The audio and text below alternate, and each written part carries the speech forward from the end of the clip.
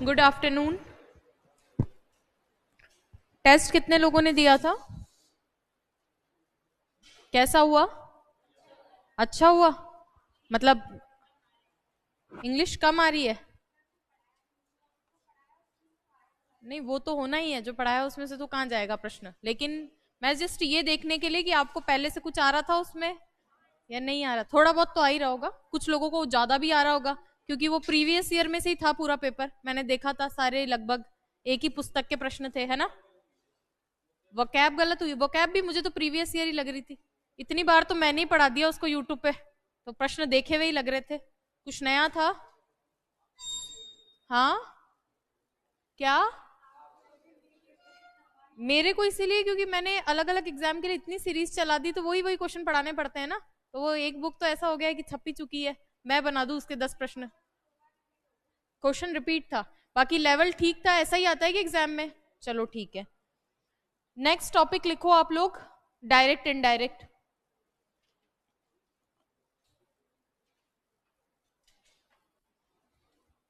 Active passive मेरी तरफ से कंप्लीट हो गया है, मैंने आपको लास्ट क्लास में भी बता दिया था। जितने टाइप के मुझे करवाने थे मैंने करवा दिए। फिर भी ऐसा नहीं होता है, कोई टॉपिक तब तक खत्म नहीं होता है जब तक आप उसकी प्रैक्टिस ना कर लो। कुछ हो सकता है नया क्वेश्चन, नए टाइप का क्वेश्चन आपको मिले, उसको आप अटेम्प्ट करना। कोई एरर हो, कोई दिक्कत हो, वो मुझसे पूछ लेना आके जाके। टाइप वाइज जितने लिखवाने थे थ्योरी में, वो सारे मैंने लिखवा दिए, ठीक है। और अब डायरेक्ट इनडायरेक्ट लिखो। नेक्स्ट। हिंदी का शानदार था।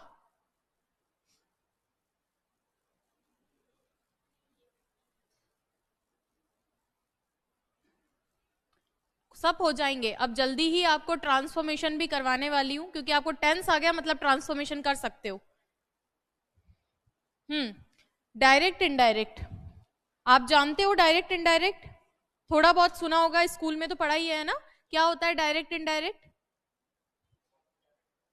नरेशन, हाँ नरेशन तो होता ही है।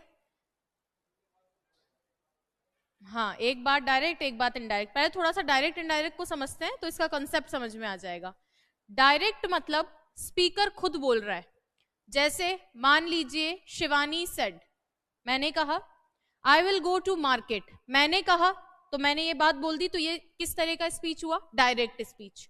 अब मेरी ये बात को ये बोल रही है, इन्होंने कहा कि यह कहां जाएगी? मार्केट जाएगी। तो जब, अब देख लो सही है, जब इन्होंने बोला तो ये मैं बोलेंगी या यह बोलेंगी? लड़की के लिए बोलेंगी ना, मेरी तरफ इंडिकेट करेंगी। तो जब आदमी खुद बोलता है तो डायरेक्ट स्पीच, यानी स्पीकर खुद बोल रहा है, उसके कही हुई बात है, तो स्पीच कैसी होती है? डायरेक्ट। लेकिन स्पीकर की कही हुई बात को कोई दूसरा आदमी बोलता है तो उसको बोलते हैं नरेशन। उसको क्या बोलते हैं? नरेशन। वो क्या कर रहा है? नरेट कर रहा है। और नरेशन ही होता है डायरेक्ट से इनडायरेक्ट में चेंज करना, क्योंकि वो मेरी बात को डायरेक्टली तो नहीं कहेगा। मैं को वो मैं नहीं बोलेगा, वो बोलेगा वह, चाहे लड़की है, चाहे लड़का है, चाहे लोग हैं, कोई भी है। तो जब डायरेक्ट से इनडायरेक्ट जाते हैं तो चेंजेस होना स्वाभाविक है। क्यों? एक तो बात मैंने बोली, एक उन्होंने बोला, तो चेंजेस बहुत तरीके के होते हैं, और उन्हीं सारे चेंजेस को हम इस टॉपिक में पढ़ते हैं डायरेक्ट इनडायरेक्ट में, ठीक है क्या। तो सबसे पहली बात तो, डायरेक्ट के अंदर स्पीकर खुद बोलता है, स्पीकर की कही हुई बात होती है। जबकि इनडायरेक्ट में क्या होता है? कौन बोलता है? नरेटर बोलता है। कौन बोलता है? नरेटर। कोई दूसरा आदमी बोलता है स्पीकर की कही हुई बात को, ठीक है। चलिए, अब इसका लिखने का तरीका क्या रहता है और क्या क्या चेंजेस रहते हैं वो मैं आपको बताती हूं। उससे पहले ये दो शब्द लिख लो आप सबसे ऊपर, डायरेक्ट इनडायरेक्ट होता क्या है।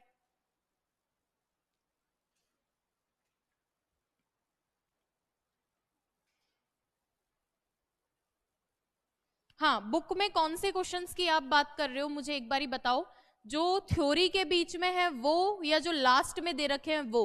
विकास, ये जरूर लिखो एक बारी ताकि मैं आपको बता सकूं, ठीक है। ये तो बात,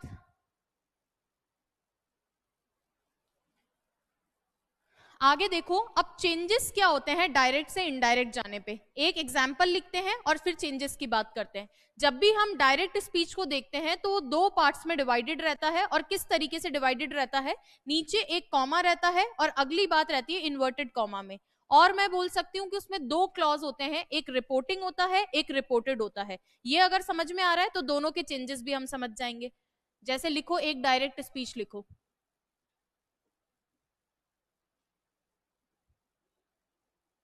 एग्जाम्पल साथ के साथ लिखते जाओ।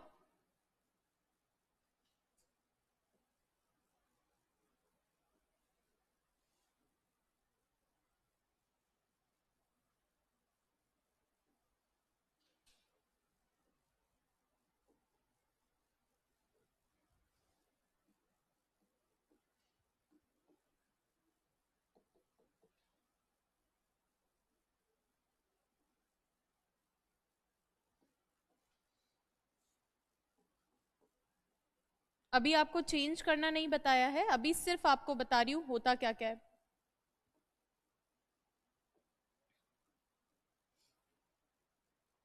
ठीक है, इस ऊपर वाले सेंटेंस में, डायरेक्ट सेंटेंस में हमेशा ध्यान रखना, फर्स्ट जो क्लॉज रहता है उसको बोलते हैं रिपोर्टिंग क्लॉज। कौन सा क्लॉज? Reporting clause. क्योंकि आगे मैं ये शब्द काम में लूंगी तो जब भी रिपोर्टिंग क्लॉज बोलूं तो आप समझ जाना बाहर वाला, इन्वर्टेड कॉमा के बाहर वाला। ठीक है, इसको क्या बोलते हैं? Reporting clause. और इसके अंदर वाले को क्या बोलते हैं? Reported clause. लिख लो, इसको बोलते हैं रिपोर्टिंग क्लॉज, इसको बोलते हैं रिपोर्टेड क्लॉज। अब जब भी बोलूंगी चेंज रिपोर्टिंग में हो रहा है, रिपोर्टेड में हो रहा है, तो आपको समझ में आना चाहिए। थ्योरी के बीच वाले, एक्चुअली हाँ, ये चीज मुझे आपसे डिस्कस भी करनी थी सभी स्टूडेंट से। आपको जो बुक मिली है ना, हमारी वीआईपीएम वाली बुक, उसमें आपको कुछ एडिशनल क्वेश्चंस मिलेंगे। उसका रीजन है कि जो हमने इस बुक में जो थ्योरी डलवाई है ना, जो सर की जो बुक चलती है ना, concept manual of English grammar, SSC bank और ऑल कॉम्पिटिटिव एग्जाम्स की, उस बुक से इसको एज इट इज अपन ने कुछ ग्रामर के क्वेश्चंस डाले हैं। तो आपको लगेगा इसमें तो बहुत ज्यादा क्वेश्चंस हैं, प्लस जिस तरीके से मैं आपको लिखवा रही हूँ वैसा सिमिलर मिलेगा भी नहीं। आपने अगर बुक देखी है क्या किसी ने खोल के? कोई भी टॉपिक आपको इस तरीके से मिलेगा ही नहीं। ये सारी चीजें है वही, पढ़ा तो वही रही हूं, लेकिन उसमें इधर उधर पढ़ी है, प्लस उसमें और भी बहुत ज्यादा एग्जाम्पल दे रखे हैं। तो आपकी पहली प्रायोरिटी तो पीछे वाले क्वेश्चंस की है, क्योंकि स्टेट एग्जाम्स के लिए हमने अलग से पीछे क्वेश्चंस डलवाए हैं। फिर भी अगर वो आपके कंप्लीट हो जाते हैं तो बीच वाले आप ट्राई कर सकते हो। वो आपके एग्जाम ओरिएंटेड नहीं है, उसमें कुछ क्वेश्चंस एसएससी के भी है, इसलिए आपके लिए थोड़े डिफिकल्ट हो सकते हैं। तो ये मैं पहले ही बता देती हूँ, आप वो बुक देखोगे तो आपको खुद को समझ में आ जाएगा। ठीक है, ये चीज है। ये लिख लिया, रिपोर्टिंग क्लॉज और वो रिपोर्टेड क्लॉज। अब जब डायरेक्ट से इनडायरेक्ट के अंदर हम जाते हैं तो यहाँ पे जो सबसे पहला रोल चेंज होता है वो रिपोर्टिंग क्लॉज में चेंज होता है। किस में चेंज होता है? बाहर वाले में। फिर अंदर वाले में। कुछ अब अलग अलग केसेस आएंगे, वहां बता दूंगी बाहर वाले में चेंज कैसे होता है, अंदर वाले में चेंज कैसे होता है। लेकिन समझ में आ गया, इन्वर्टेड कॉमा के अंदर वाले को क्या बोला जाता है? Reported clause. क्यों रिपोर्टेड? जिसको रिपोर्ट किया गया है। रिपोर्ट किया गया है मतलब कोई बात जो व्यक्ति ने बोला उसको रिपोर्टेड क्लोज। रिपोर्टिंग का मतलब रिपोर्ट करने वाला, किसने किया है, तो ये जो आदमी बोल रहा है वही होगा। पर इस तरीके से अब चेंजेस क्या क्या होते हैं वो वन बाय वन देखेंगे। अभी दो ही बातें हैं, डायरेक्ट से इनडायरेक्ट का मतलब डायरेक्ट में कौन बोल रहा है? स्पीकर खुद बोल रहा है, और स्पीकर की कई भी बात को कोई दूसरा आदमी बोले वही क्या होता है? Indirect speech. अब किस किस तरीके के चेंजेस होते हैं, यहाँ दूसरी बात मैंने देखा, डायरेक्ट स्पीच कैसा दिखता है, उसमें एक कॉमा लगा हुआ होता है और फिर दो इन्वर्टेड कॉमा के अंदर एक पूरा सेंटेंस लिखा हुआ रहता है। फिर डायरेक्ट से इनडायरेक्ट के अंदर हमें चेंज करना होता है। और सेकंड चीज, बाहर वाले को क्या बोल रहे हैं? रिपोर्टिंग स्पीच, और अंदर वाले को रिपोर्टेड स्पीच। यहां तक में तो कोई दिक्कत नहीं है। अब स्टार्ट करते हैं थ्योरीज की। सबसे पहले लिखो चेंजेस इन रिपोर्टिंग स्पीच। किस तरीके से रिपोर्टिंग स्पीच में चेंजेस किए जाते हैं?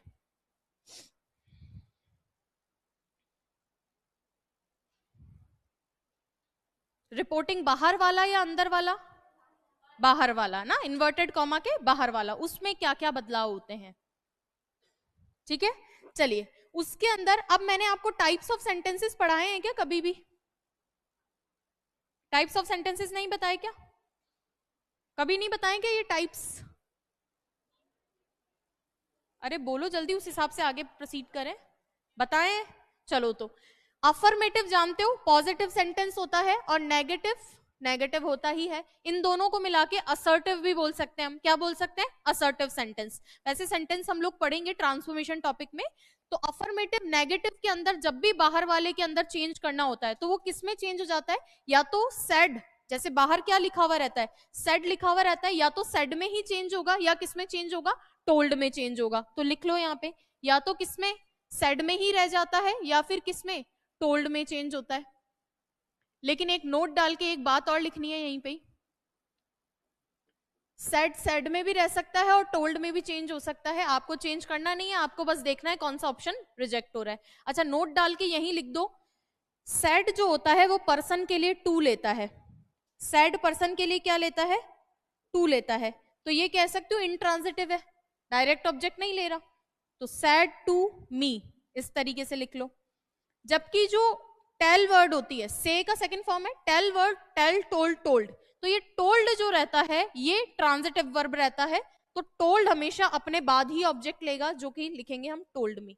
ठीक है, तो ये लिख लेना। आपको अगर दिख रहा है कि डायरेक्ट मुझे ऑब्जेक्ट लगाना है तो आप क्या लिखोगे, टोल्ड मी, और अगर इनडायरेक्ट लगाना चाह रहे हो तो सेड टू मी। अब एग्जाम में आपके कैसे आएगा वो बात करते हैं। आपके क्या करेगा, सेड के बाद मी लगा देगा, हो गई सेंटेंस में एरर, उसको रिजेक्ट करना है। आपके टोल्ड के बाद टू लगा देगा, हो गई सेंटेंस में एरर, उसको रिजेक्ट करना है। तो मैं रिजेक्शन के हिसाब से भी बता रही हूँ, हमेशा ध्यान रखना। अच्छा, सेड अकेले भी तो बैठ सकता है, टू मी लगाने की जरूरत है क्या, इनट्रांजिटिव है, या तो ऑब्जेक्ट लेता नहीं तो अकेले बैठ जाएगा सेड, और ऑब्जेक्ट लेगा तो प्रेपोजिशन के साथ लेगा, यही तो हमने पढ़ा था। तो सेड अकेले भी बैठ सकता है, और अगर उसको पर्सन की रिक्वायरमेंट है तो प्रेपोजिशन कौन सा ले रहा है, टू, सेड टू समथिंग। लेकिन सेड टीवी भी होता है, लेकिन उसका वहां पे किसी पर्सन के लिए यूज नहीं होता, सेड समथिंग, कोई बात कहने के केस में ऐसे बोला जाता है, शी सेड समथिंग, तो वहां पे डायरेक्ट ऑब्जेक्ट लेता है। लेकिन पर्सन के लिए क्या लेता है, इनडायरेक्ट ऑब्जेक्ट, पर्सन के लिए ये इनट्रांजिटिव वर्ब की तरह काम करता है, प्रेपोजिशन के साथ में ऑब्जेक्ट लेता है, तो इस तरीके से लिख लेना आप।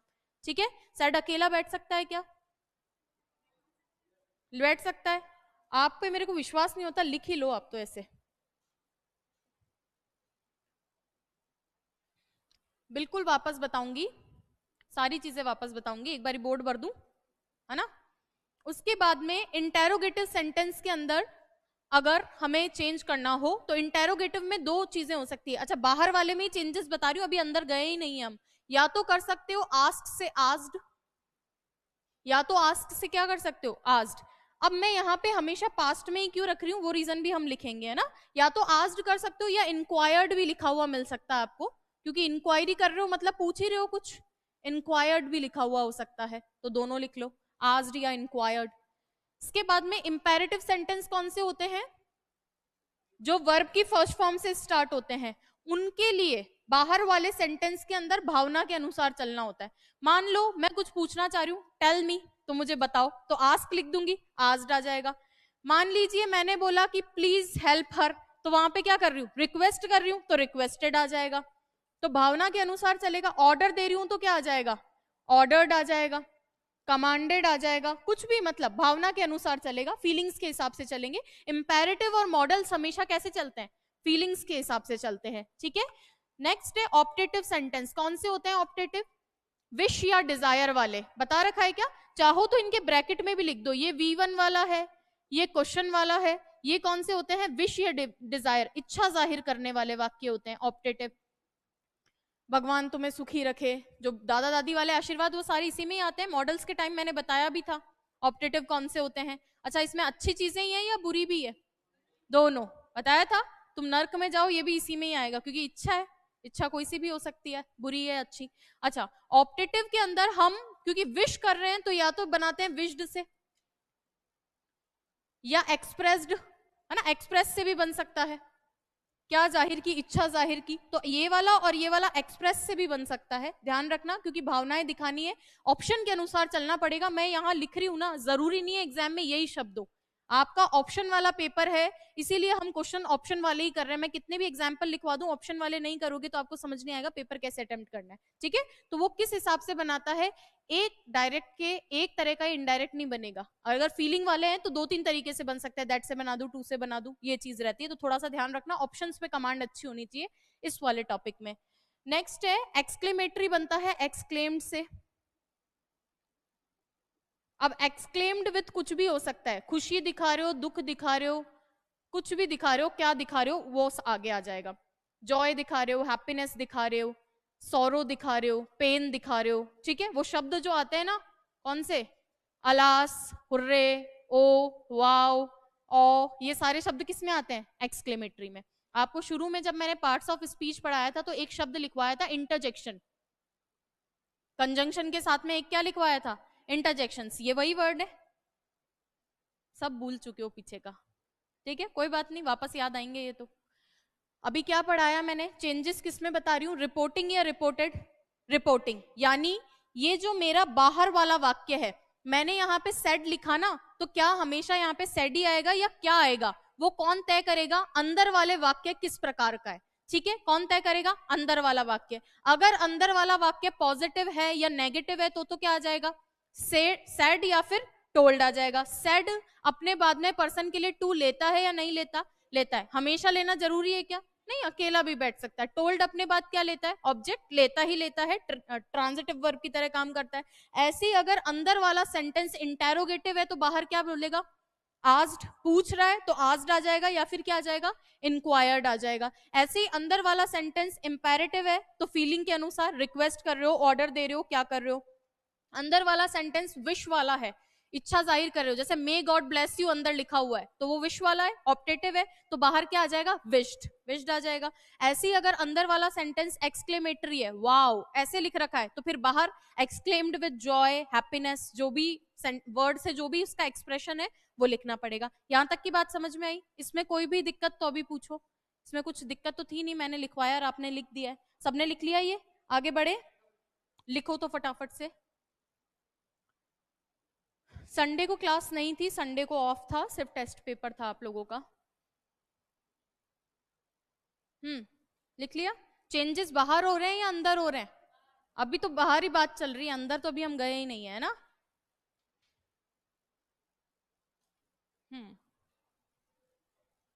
विजय भैया पानी की बोतल दे दो।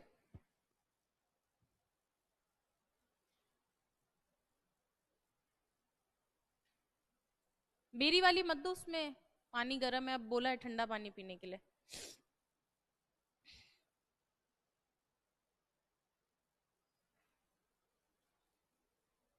लिख लिया, सबने लिख लिया, आगे बढ़े हम, जल्दी लिखो, स्पीड बढ़ाओ थोड़ी अपनी।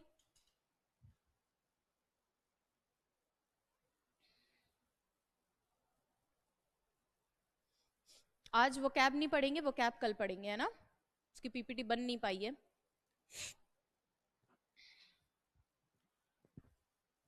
टेस्ट, कुछ कुछ लोगों को प्रॉब्लम आ रही है टेस्ट को लेकर।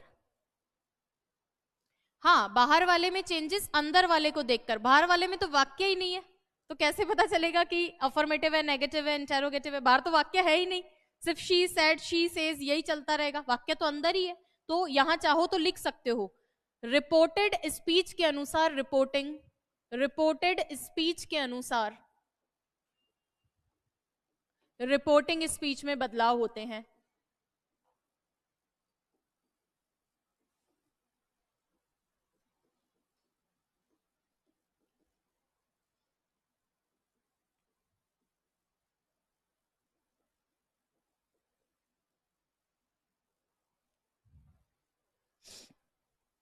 ठीक है, रिपोर्टेड स्पीच कौन है, अंदर वाला, इन्वर्टेड कॉमा के अंदर वाले, उसको देख के बाहर वाले में बदलाव होते हैं। अंदर अगर अफर्मेटिव, नेगेटिव या असर्टिव है तो सेड या टोल्ड से, अगर कुछ पूछ रहे हो तो आस्क्ड या इंक्वायर्ड से, इंपेरेटिव है तो जैसी भावना वैसे बनेगा, ऑप्टेटिव है तो विश से या डिजायर से, डिजायर्ड भी हो सकता है, और एक्सक्लेमेटरी है तो एक्सक्लेम्ड विद या फिर एक्सप्रेस्ड। Thank you. चलिए नेक्स्ट देखो, चेंजेस इन रिपोर्टेड स्पीच, अगली हेडिंग डालो, चेंजेस इन रिपोर्टेड स्पीच।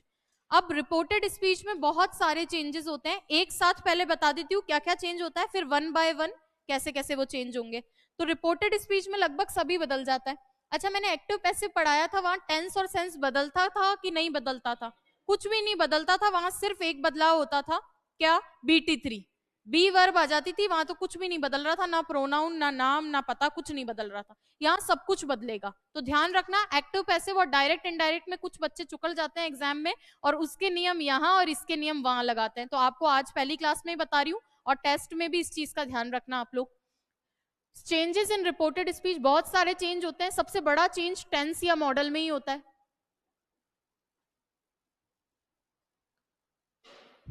ठीक है, पहले एक साथ लिख लो किस किस में चेंजेस हो रहे हैं, फिर कैसे होंगे वो बता देंगे, लिखते जाओ साथ के साथ। टेंस और मॉडल में बदलाव होता है, प्रोनाउन में बदलाव होता है, प्रोनाउन जानते हो ना, जो नाउन की जगह पे काम में आते हैं।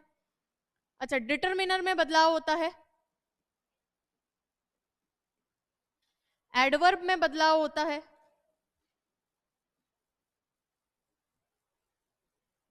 और ये जो आपका इन्वर्टेड कॉमा और कॉमा होते हैं ना, कॉमा लगा के inverted comma, this plus this, ये चेंज होके बन जाता है कंजंक्शन।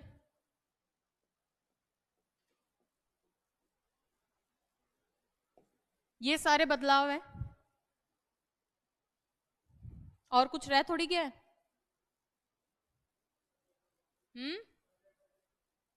क्या सब्जेक्ट ऑब्जेक्ट को नहीं बदलेंगे, है ना भाई? प्रोनाउन आ गए ना, ऐसा तो है नहीं कि सब्जेक्ट को ऑब्जेक्ट बनाऊं तो वो अलग से लिखूं, प्रोनाउन आ गए। नाम तो बदलेंगे नहीं, राम को सीता मत बना देना, बस प्रोनाउन चेंज हो सकते हैं। क्या 5 नंबर पे कॉमा लगाया है साइन, अभी अपन ने जब डायरेक्ट लिखा था कॉमा का चिन्ह लगाया था ना नीचे, कॉमा है प्लस, उसके अलावा और क्या चेंज होगा? इन्वर्टेड कॉमास चेंज हो जाएंगे, कंजंक्शन में चेंज हो जाएंगे। ठीक है, अब कैसे कैसे चेंज होते हैं वो वन बाय वन देखते हैं। अच्छा पहले ये सुनो, चेंज होता क्यों है, ये समझ में आया तो आप चेंज करना भी सीख जाओगे। मान लो मैंने कोई बात बोली, मैं अभी बोल रही हूँ मैं जयपुर जा रही हूँ, और मेरी इस बात को इन्होंने रिपीट किया, तो तुरंत तो रिपीट नहीं करेंगे। आपको मैंने बोला है कि 1 सेकंड बाद भी फ्यूचर है और 1 सेकंड पहले भी पास्ट होता है। अब ये नहीं होता नियर पास्ट और नियर फ्यूचर, ऐसा कुछ नहीं है। हमने क्या बोला, मैंने अभी बोला तो मेरे साथ के साथ तो बोलेगी नहीं, मेरे मन की बात थोड़ी जानती है, मेरे बाद ही बोलेगी, चाहे सेकंड्स के बाद बोले चाहे मिनट्स के बाद बोले, तो मेरी कही हुई बात तो पीछे हो गई ना, तो पास्ट में चली गई। तो पूरा नियम ही यही है, पास्ट में जाता क्यों है, क्योंकि हैंड टू हैंड तो मेरे साथ तो बोलेगी नहीं मेरे मन की बात, तो मेरे कुछ सेकंड बाद ही बोलेगी, तो उसकी बोली हुई बात अगर फ्यूचर में है तो मेरी वाली किस में चली गई? पास्ट में। इसीलिए इस टेंस में पास्टीकरण होता है, सब कुछ पास्ट में चला जाता है। क्लियर है क्या? ऐसे ही दूसरा चेंज यहाँ पे लिखा है प्रोनाउन, मैं खुद को मैं बोलूंगी, ये भी मेरे को मैं थोड़ी बोलेगी, इसके लिए तो मैं वह हो गई, तो प्रोनाउन में चेंज भी बनता है।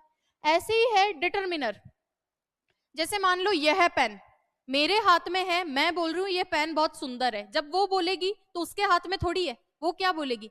वह पेन बहुत सुंदर है, तो बदलाव जायज है। उसके हाथ में कोई चीज है, उसके पास में है, तब तो वो नियर वाला डिटर्मिनर लगाएगी। अब जब उससे दूर हो गया, उसके पास नहीं है, मेरे पास ही है स्टिल, तो उसके लिए तो वह हो गया, डिटर्मिनर में चेंज होता है। मैंने बोला इस समय मैं भूखी हूं, उसके लिए यह समय क्या हो जाएगा? उस समय वो भूखी थी, पास में चला गया, टाइम भी चेंज हो रहा है। और लास्ट के अंदर ये तो हमें हटाना ही है, इसके लिए तो क्या ही लॉजिक दिया जाए, लिख लिए ये सारी चीज। अंदर बदलाव समझ में आया? अब कैसे कैसे बदलाव होते हैं वो देखते हैं। सबसे पहले लिखो changes in adverb, changes in adverb. Adverb में कैसे कैसे चेंजेस होते हैं, पूरी कोशिश की है कि सारे एडवर्ब्स मैंने लिखवा लिए हैं, कुछ बचा ना हो, फिर भी बच जाए तो आप अपनी कॉपी में अपडेट करते रहना, है ना, जैसे जैसे कुछ नया पढ़ो। हाँ, ये डायरेक्ट के हैं, इनडायरेक्ट में अभी इनको लिखेंगे क्या क्या चेंजेस होते हैं, कैसे कैसे चेंजेस होते हैं। अब आपको समझ में आ गया मामला, तो आप भी बता ही सकते हो कैसे चेंज होगा। अच्छा, नाउ मतलब अभी, है ना, नाउ मतलब अभी, तो पहले के लिए उस समय देन, तो नाउ का इनडायरेक्ट में क्या चेंज होता है? देन। फिर भी लोड नहीं लेना है, आप तो याद ही कर लेना, इतना तो कर ही सकते हो। हाँ, टुडे का दैट डे, टुडे का क्या होगा? That day. यस्टरडे का पहले वाला द प्रीवियस डे, साथ के साथ लिखते जाओ, इसमें मुझे लगता नहीं है कुछ समझाने जैसा है।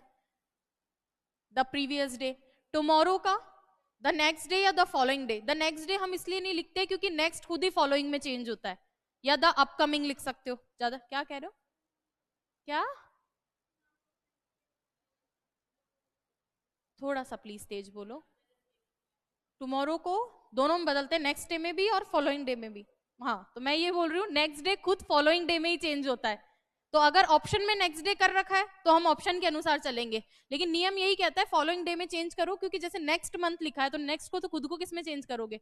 फॉलोइंग में। और कई बार आप अपकमिंग भी लिखा हुआ देख सकते हो, अपकमिंग भी आने वाला ही होता है, कम देखोगे ये, लेकिन ऑप्शन में अगर आ ही नहीं रहा फॉलोइंग, अपकमिंग ही दे रखा है, तब तो ऑप्ट करेंगे। तो ऑप्शन से ज्यादा चलना है, हमारा एग्जाम ही ऐसा है कि ऑप्शन से ही खेलना पड़ेगा।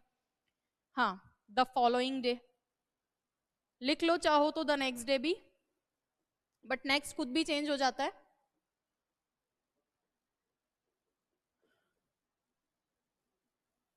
अच्छा, यस्टरडे को द डे बिफोर में भी लिख सकते हैं, ऑप्शन में आता है कई बार द डे बिफोर, लिख लो यहीं द डे बिफोर। यस्टरडे वाले को ऑप्शन में ही मिलेगा। Good afternoon. This month, this year, this exam, this को किस में चेंज करते हैं? दैट में। और दैट के बाद दोबारा लिखने की जरूरत नहीं है ना, आप भर लोगे रिक्त स्थान। Month, year, exam. Next month, next year, next exam को किस में चेंज करोगे? The following. Year, month, exam, जो भी आप लिखना चाहते हो। जल्दी जल्दी लिखो।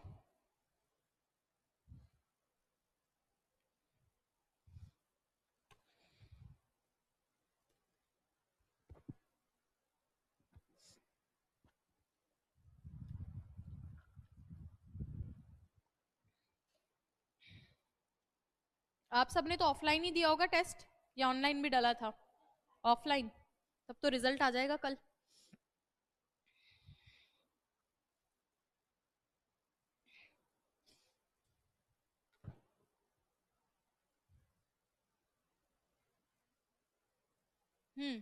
Now, then, today, that day, yesterday, the day before भी, या the previous day, tomorrow, the following day. This that में चेंज होता है, डिटर्मिनर भी चेंज होता है, और ये तो पूरा क्या बन रहा है? एडवर्ब ऑफ टाइम बन रहा है, तो ये भी आगे चेंज हो जाएगा दैट में। नेक्स्ट, ईयर हो, मंथ हो, कुछ भी हो, नेक्स्ट किसमें? द फॉलोइंग में। अब इसमें रटने जैसा कुछ है ही नहीं, ऑप्शन में लिखा हुआ आएगा, आपको तो बस थोड़ा सा याद करना है कि ये था कि नहीं था। आगे देखो, कुछ और बच गए हैं adverbs. Next week, next exam, ये आया था ना नेक्स्ट तो भी। हाँ ठीक है, इसको वापस लिख लो आप अपने हिसाब से, या मत लिखो, तो आ ही गया। नेक्स्ट का किसमें चेंज करना है? लास्ट को किसमें चेंज करोगे? Last week, last month, the previous week, month, year.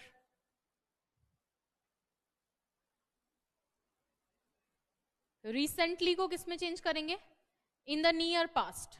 हमने बचपन से रटा भी तो यही था कि रिसेंटली कौन से टेंस में मैंने आपको पढ़ाया था? परफेक्ट में। परफेक्ट को हम क्या बोलते थे? ये तो नियर पास्ट है, लेकिन वो तो हमें पता चला नियर पास्ट कुछ नहीं है, वो पास्ट के किसी एक्शन को प्रेजेंट में लाके हमने दिखाया है, कि जैसे मैंने खाना खा लिया है। अब खाया चाहे सुबह ही हो, पर वो दिखा रहा है कि हाँ मैं वो स्टेट पूरी कर चुका हूं अभी प्रेजेंट में लाके, इन द नियर पास्ट।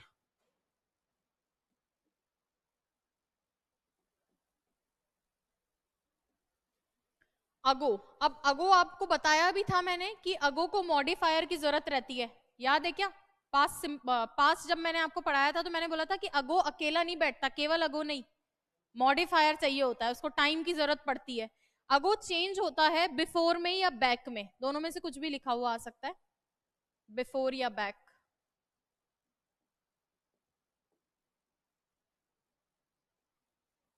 दस चेंज होता है सो में, इनका मतलब इसीलिए। अब आगे की बात करेगा, कंजंक्शन जैसे अपन बोलते हैं ना। हेयर किसमें चेंज होगा? There, here, there.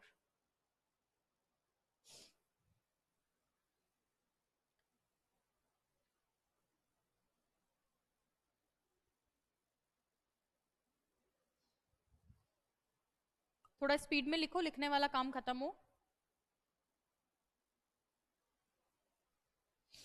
कर दोगे एडवर्ब तो चेंज? चलिए, अब आपको करनी नहीं है, ऑप्शन में बताना है। 10 नंबर दोबारा बताऊं? 10 नंबर में अगो चेंज होता है बिफोर या बैक के अंदर। और जो मैंने एक्स्ट्रा बात बताई वो ये बोला था कि जब मैंने पास्ट सिंपल पढ़ाया था तो बोला था कि अगो जो होता है, अगो को हमेशा अपने पहले टाइम की जरूरत होती है, उसको बताना पड़ेगा कितना पहले। मॉडिफायर आगे अगर ये 5 डेज नहीं लिखा हुआ है तो अगो अकेला नहीं आ सकता, ये चीज है, ठीक है। अब बढ़े आगे। नेक्स्ट लिखो changes in determiner. Changes in determiner, this किस में चेंज होगा? अच्छा, ये भी वहां पे भी आपने देखा था, लेकिन वो दिस टाइम के साथ में आके क्या बन रहा था? एडवर्ब ऑफ टाइम बन रहा था। ये दिस डिटर्मिनर है, जैसे दिस पेन, तो दिस किस में चेंज होगा? दैट में ही चेंज होगा। अच्छा, दीज किस में चेंज होगा? दोज में। डिफरेंस क्या है दिस और दीज में? ये सिंगुलर के लिए, ठीक है, और सिंगुलर प्लस नियर, सिंगुलर और नियर, ये प्लूरल लेकिन नियर, ये वाला सिंगुलर लेकिन फार, मतलब दूर के लिए, तभी तो हम चेंज कर रहे हैं, तब ये बन रहा है। और ये वाला प्लूरल लेकिन फार, दूर है। ये नियर है दोनों, दिस और दीज, ये सिंगुलर ये प्लूरल। ये अपन वापस जब अभी सब्जेक्ट वर्ब एग्रीमेंट के बाद डिटरमिनर पढ़ेंगे ना, वहां वापस लिखवाऊंगी। बस यही फर्क पड़ता है पास और दूर वाला। वो हम डायरेक्ट से इनडायरेक्ट में चेंज करते हैं तो हमें ये लगता है कि ये पास्ट हो गया, वो पास्ट नहीं होता है। बट जब दूसरा आदमी उसकी बात कर रहा है तो ऑब्वियसली उससे वो चीज दूर हो गई है, इसीलिए फार में चेंज करते हैं। ऐसा पास्ट प्रेजेंट जैसा केस नहीं होता। हाँ, अच्छा दिखाना हो ना, वो सिर्फ या तो डायरेक्ट इनडायरेक्ट के केस में ही होगा। देखना कौन से टॉपिक से आया था।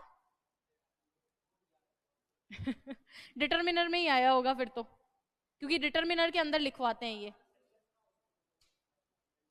हाँ, तो पास्ट की कोई बात होगी तो उस समय बोल रहा होगा ना, पास्ट का समय इस समय या उस समय, तो वो उस इसी सेंस में होता है फार की वजह से, बाकी ऐसा नहीं है रटने जैसा। चलो नेक्स्ट देखो, changes in tense. Changes in tense लिखने दे रही हूं मैं तो पूरा, कहां रोक रही हूं। अब टेंस के चेंजेस पहले समझेंगे फिर लिखेंगे, आप खुद लिखोगे, मेरा काम है समझाने का, ठीक है क्या।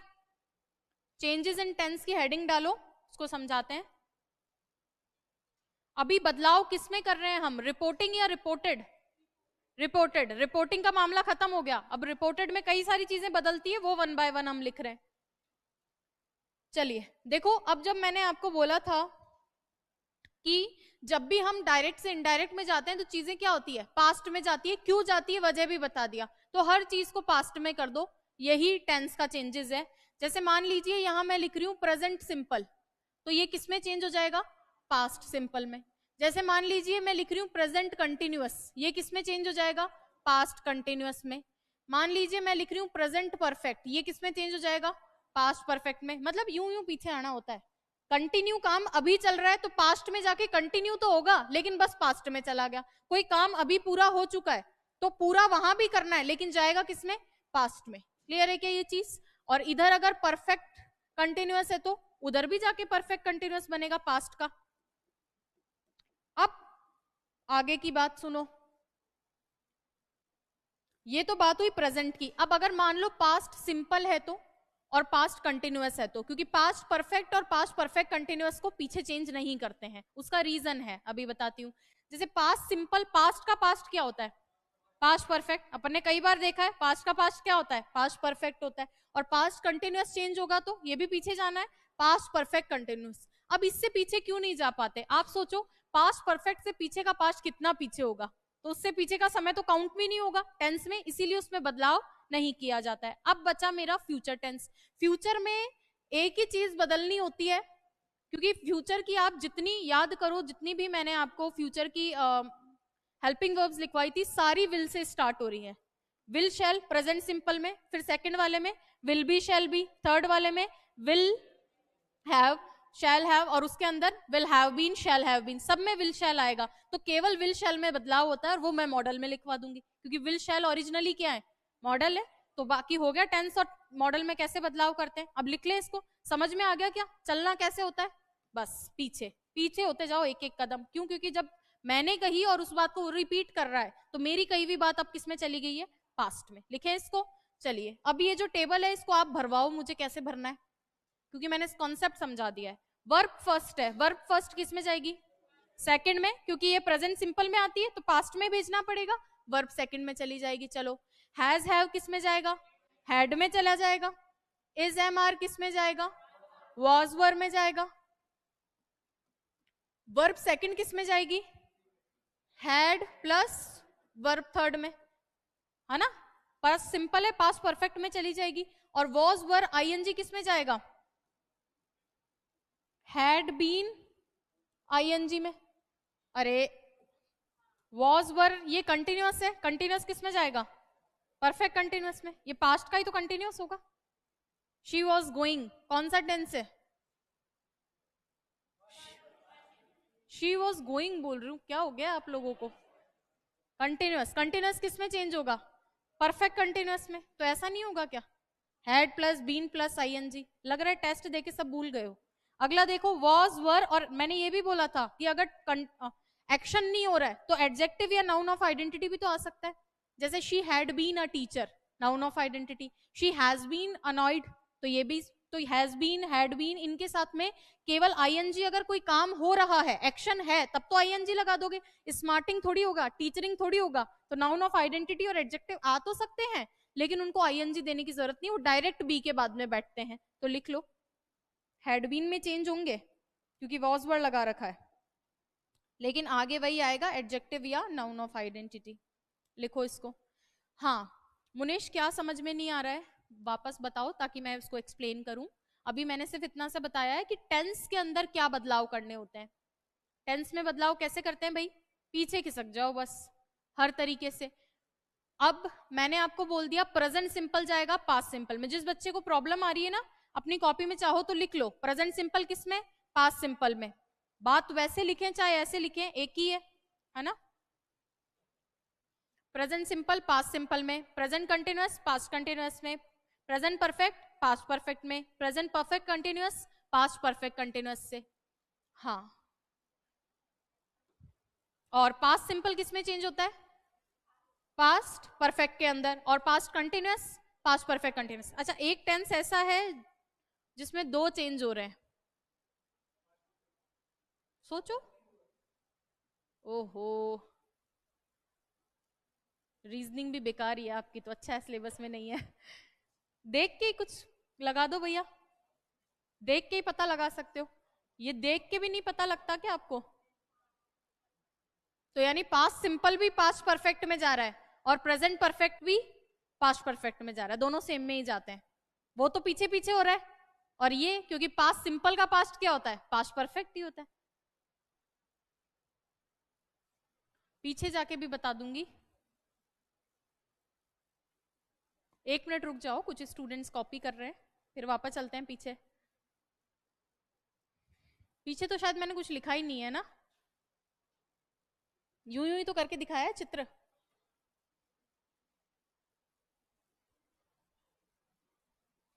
हो गया क्या लिखने का काम? चलो भाई देख लो एक बारी फिर से।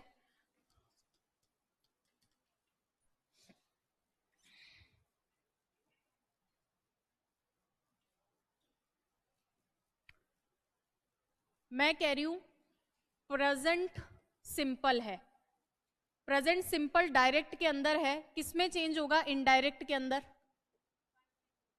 जिनको ऐसे दिक्कत आ रही है वो ऐसे लिख लो, अब जब मैं लिख ही रही हूं तो आपका मन है तो लिख लो, और जिनको समझ में आ गया वो लिखने की जरूरत नहीं है। ठीक है क्या? प्रेजेंट सिंपल किसमें चेंज होगा? पास्ट सिंपल में। ठीक है, अब टेंस पढ़ा रखे हैं तो अपने आप हेल्पिंग वर्ब से कर लेना। ठीक है मुनेश, ध्यान दो। अब इधर आ जाओ, प्रेजेंट कंटिन्यूअस। प्रेजेंट कंटिन्यूअस किसमें चेंज होगा? कंटिन्यूअस तो रहेगा लेकिन किसका? पास्ट का कंटिन्यूअस। प्रेजेंट परफेक्ट है, past perfect. Present perfect continuous है,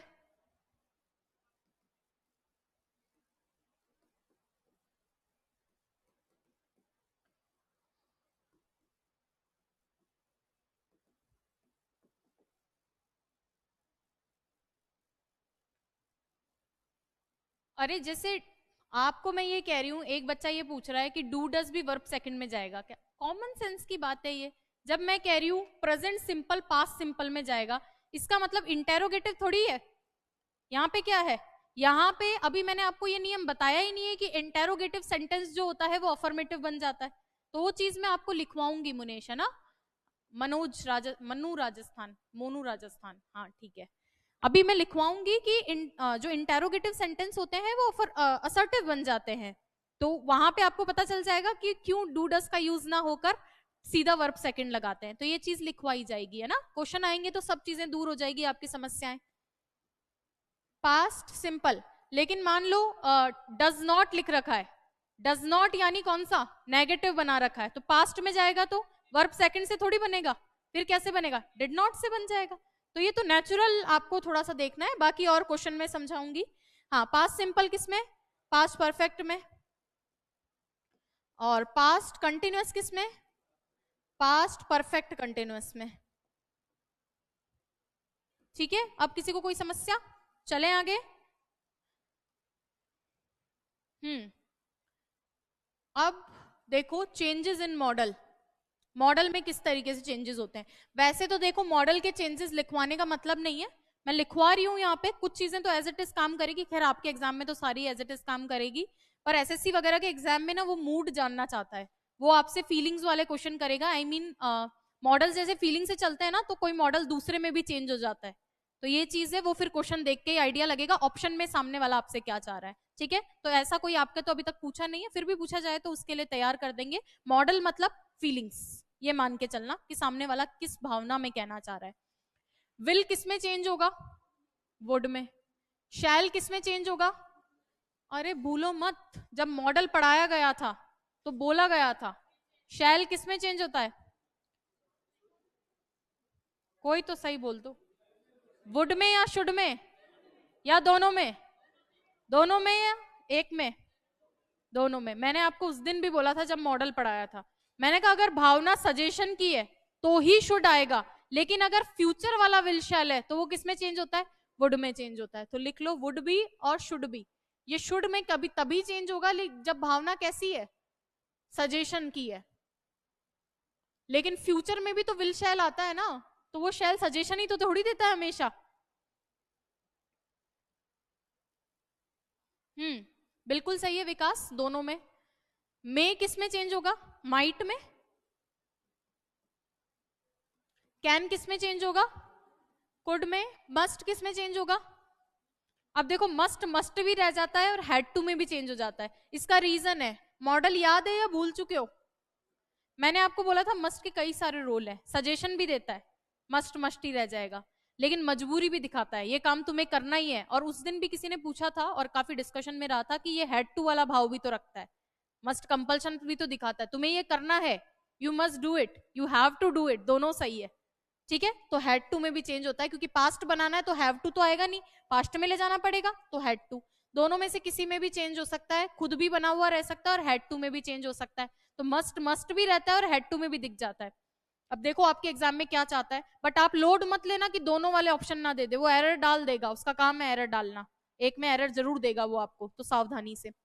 यूज टू किस में चेंज होता है, यूज टू भी रह जाता है और वुड में भी चेंज हो जाता है, पास्ट दिखाने के लिए, क्योंकि विल का पास्ट क्या होता है, वुड। कोई काम आप करोगे पास्ट में किया करते थे, उस सेंस के अंदर वुड का भी यूज कर लेता है। ठीक है, ऑप्शन में नहीं हो तो अगर दे रखा है वुड तो ऑप्ट कर सकते हो, वैसे अक्सर आपको जो क्वेश्चन मिलेंगे यूज टू ही रहेगा। हैड बेटर भी रहता है और चेंज भी हो जाता है। आपको क्या लगता है किसमें चेंज होना चाहिए हैड बेटर, क्या मतलब होता है हैड बेटर का, हैड बेटर पढ़ाया था क्या, हेड बेटर मॉडल पढ़ाया गया था क्या, पढ़ाया तो गया था और बोला भी था ये सजेशन ही होता है, होता तो हाँ बेहतर होता कि रिस्क से बचाने का सजेशन, तो जब सजेशन है तो यहाँ पे शुड भी तो आ सकता है। चलिए नीड नॉट कभी कभी हैड नॉट टू में भी बदला हुआ मिलेगा आपको।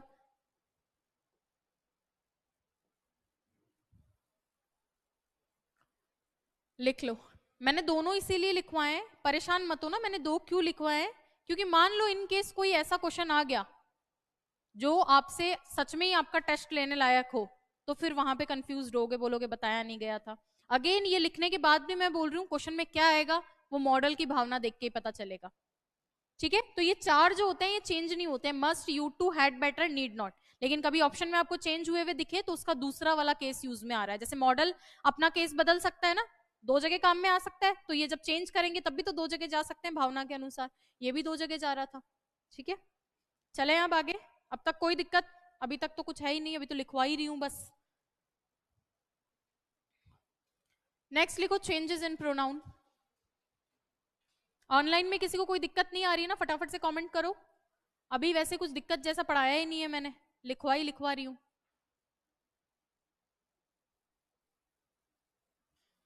प्रोनाउन के चेंजेस लिखवाने का विषय नहीं है, समझाने का विषय है। जैसे मान लीजिए एग्जाम्पल देके अगर मैं लिखवा देती हूं,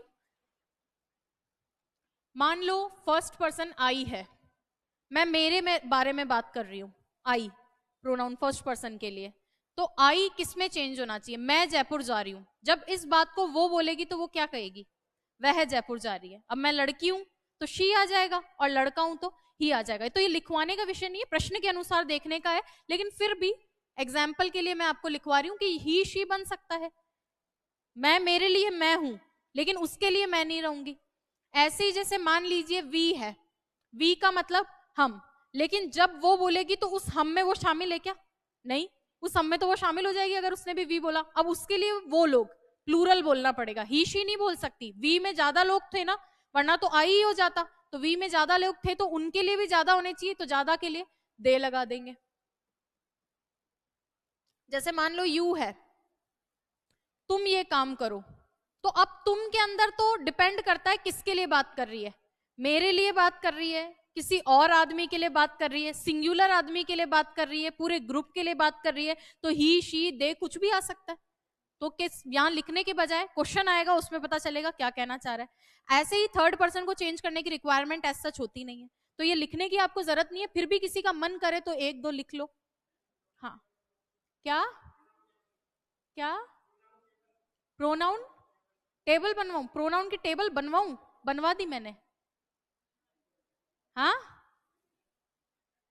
अब दोबारा बनवाऊं क्या? मैं तो नहीं बनवाऊंगी, वीडियो डाल रखी है, देख लो।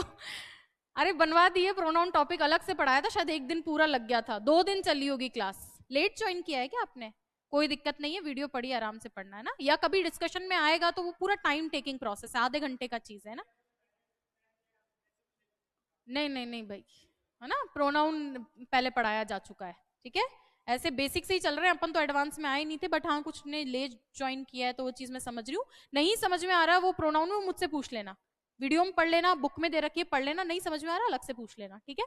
चलिए, ये समझ में आ गया। तो प्रोनाउन को चेंज करना, अगर आप लिखना चाहते हो तो लिख लो या देख लो, आपकी मर्जी है, वो वैसे क्वेश्चन के हिसाब से ही होगा।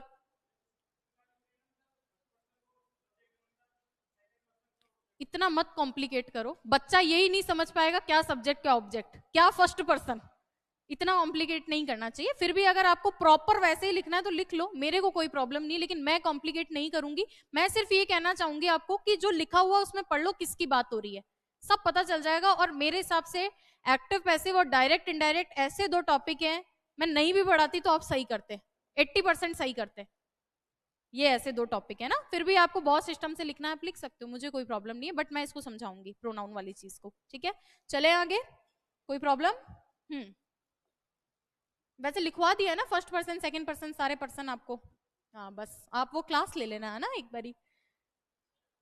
हम्म अब लिखो कंजंक्शन कैसे कैसे चेंज होते हैं।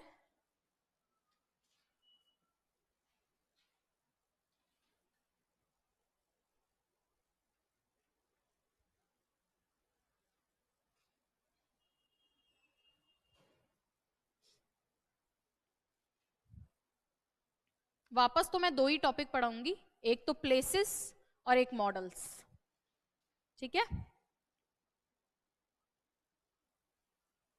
क्योंकि वो एक्चुअली टॉपिक है। प्रोनाउन टॉपिक बहुत बड़ा है नहीं ना कि जिसको रिवाइज करवाया जाए।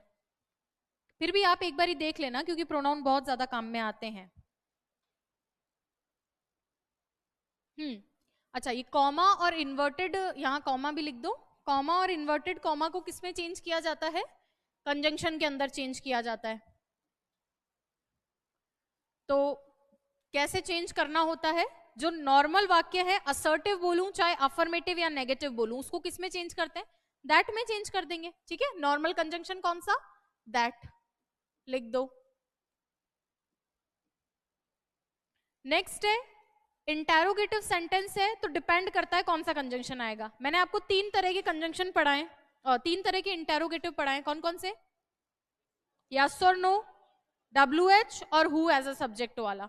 यस और नो वाला चेंज होता है इफ या वेदर से। किससे? इफ या वेदर से। बाकी दोनों जो भी WH है, हु मान लो, हु वाला भी हु से होगा और WH वाला भी WH कंजंक्शन बनेगा खुद। ऐसा मत कर देना कि दैट लगा के फिर WH और लगाओ 4 चांद के लिए, नहीं, ये कंजंक्शन ही लिखवा रही हूं, या तो दैट आएगा या WH या इफ वेदर में से जो भी आएगा लिख लो। इफ वेदर, इफ या वेदर या WH वर्ड लिख लो। अच्छा, हु है तो WH ही है ना, वो तो अपन ने टाइप देखा था कि जहां पे सब्जेक्ट एब्सेंट हो उसको कैसे काम में लेना है।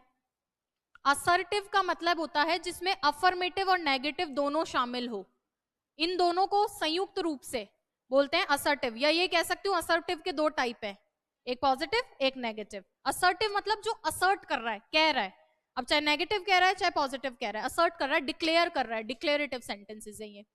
इंटेरोगेटिव जानते ही हो, प्रश्न। अच्छा, इंपेरेटिव को कैसे चेंज करोगे? इंपेरेटिव का जो नॉर्मली चेंज होता है इनडायरेक्ट में, वो इन्फिनेटिव से होता है। यानी इंपेरेटिव को किससे बनाते हैं? इन्फिनेटिव से। जो इंपेरेटिव की वर्ब फर्स्ट होती है ना, उसको क्या कर देते हैं? Two plus verb first, infinitive बना देते हैं अंदर वाले सेंटेंस का। ठीक है, अभी ये जितनी सारे टाइप में यहाँ लिखवा रही हूं ना, इनके सबके अलग अलग से भी पढ़ेंगे अपन। अभी एग्जाम्पल नहीं लिखवा रही, सबके अलग अलग, इंपेरेटिव अलग से पढ़ेंगे, इंटेरोगेटिव अलग से, ऑप्टेटिव अलग से, हर चीज, और फिर उनके क्वेश्चंस करेंगे प्रीवियस ईयर। तो ये रटने वाला काम आप प्लीज कर लेना, बिल्कुल हु का हु रहेगा। ऑप्टेटिव, ऑप्टेटिव के अंदर क्या होना चाहिए? देखो ऑप्टेटिव में विश्ड बोला है तो विश्ड दैट, और इसके अंदर भी exclamatory, exclaimed with Joy that, normally यही होता है।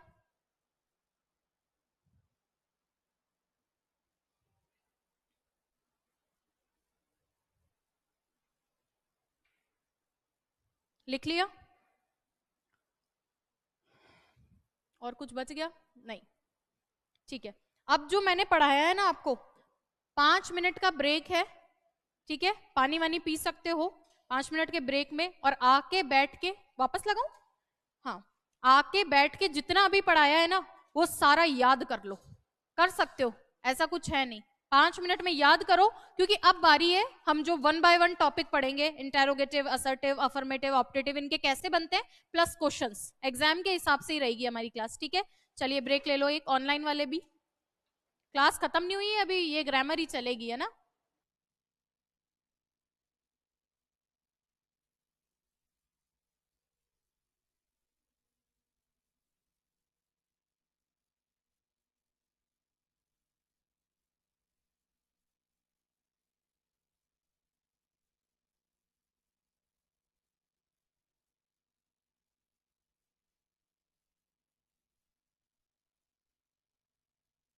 इसमें याद तो जैसा कुछ था नहीं, फिर भी देख लिया है ना एक बारी कैसे करते हैं।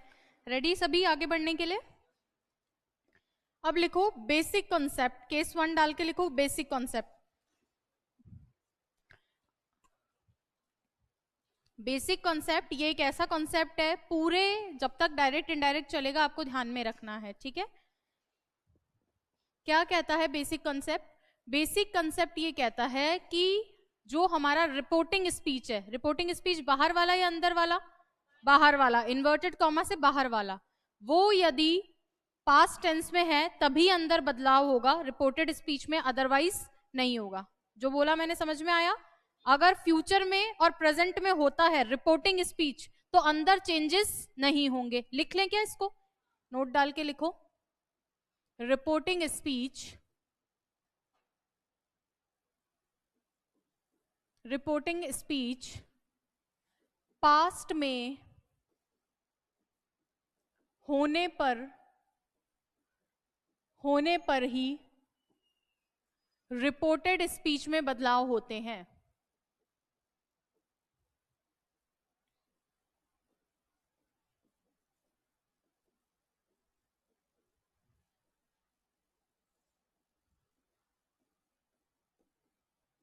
क्या बोला हमने? रिपोर्टिंग स्पीच पास्ट में होने पर ही रिपोर्टेड स्पीच में क्या होते हैं? बदलाव होते हैं। ठीक है, इसको और अच्छे शब्दों में ऐसे लिख लो,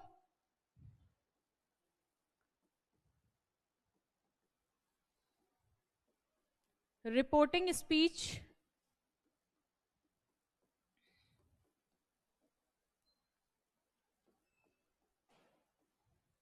सिर्फ पास्ट में होने पर ही चेंजेस होंगे, इन दोनों में नहीं होंगे। एक स्पेशल चीज जो आपको ध्यान में रखनी है वो ये ध्यान में रखना है कि प्रोनाउन का लेकिन चेंज होगा, प्रोनाउंस चेंज होंगे, है ना।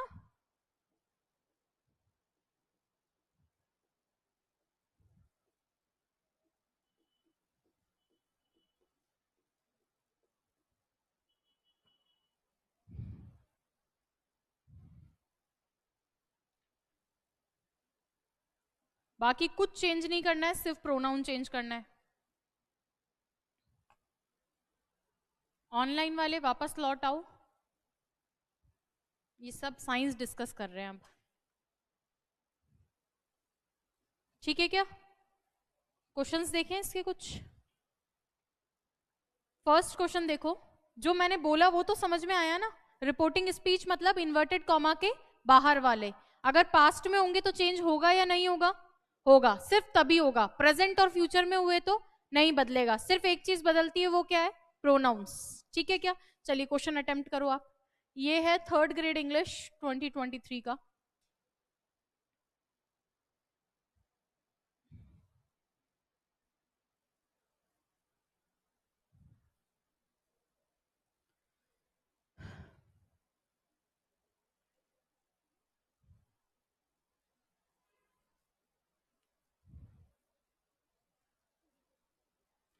ए ऑप्शन वाले हाथ उठाएं। ए, बी, सी, डी। पहले ये भी देख लेना कौन से स्पीच में दिया गया है, ये भी देखना होता है ना। जैसे एक्टिव पैसिव में देखते थे ना, डायरेक्ट है कि इनडायरेक्ट है, दैट दिख रहा है, कंजंक्शन दिख रहा है, इन्वर्टेड कॉमा नहीं दिख रहे कुल मिला के, तो कौन सा है? इनडायरेक्ट है। अब हमें क्या करना है? इनडायरेक्ट से डायरेक्ट के अंदर जाना है, इनडायरेक्ट से डायरेक्ट में जाना है, यानी उल्टा चलना है, लेकिन हमें उससे कोई मतलब नहीं है। ये यहाँ पे सेज को देखते ही मुझे पता चल गया कि मेरा रिपोर्टिंग स्पीच किस में है? प्रेजेंट में है, तो अंदर बदलाव नहीं हुआ होगा, इसका मतलब सेम ही रहेगा। तो देख लो सेम वाला ऑप्शन कौन कौन से हैं, बाकी हटा दो पहले तो, ये वाले तो हटाने ही है। अब यहां जब बदलाव करना ही नहीं है तो ये बदलाव किससे पूछ के किया, ये भी हटा दो। सही आंसर कौन सा होगा? D option. बी कैसे किया था? मतलब बी का तो कुछ वो था ही नहीं भाई, उल्टा चलने के चक्कर में उल्टा चले गए थे क्या? हाँ, क्या अंदर बदलाव करना ही नहीं था, सेम ही रहेगा, क्योंकि मुझे बाहर देखना था पहले। हमेशा जब भी इस तरह के क्वेश्चन अटेम्प्ट करो, सबसे पहले क्या देखना है? रिपोर्टिंग स्पीच कौन से टेंस में है, पास्ट में है या नहीं है, फिर ही आगे बढ़ना है। तभी तो इस नियम को सबसे पहले लिखा। बेसिक नियम क्या कहता है, इसको देखो। ये अगर पास्ट में है तो सारा बदलाव होगा, वरना कुछ भी बदलाव नहीं होगा। और करें कुछ? चलिए एक बार ऑनलाइन के कमेंट दिखा दो। कुछ सिर्फ प्रोनाउन चेंज होगा, या नाम था किसी का, नाम टॉम को टॉमी करोगे? बोला था ना राम को सीता मत करना, है ना? सिर्फ प्रोनाउन चेंज करने हैं। सेकंड नंबर देखो,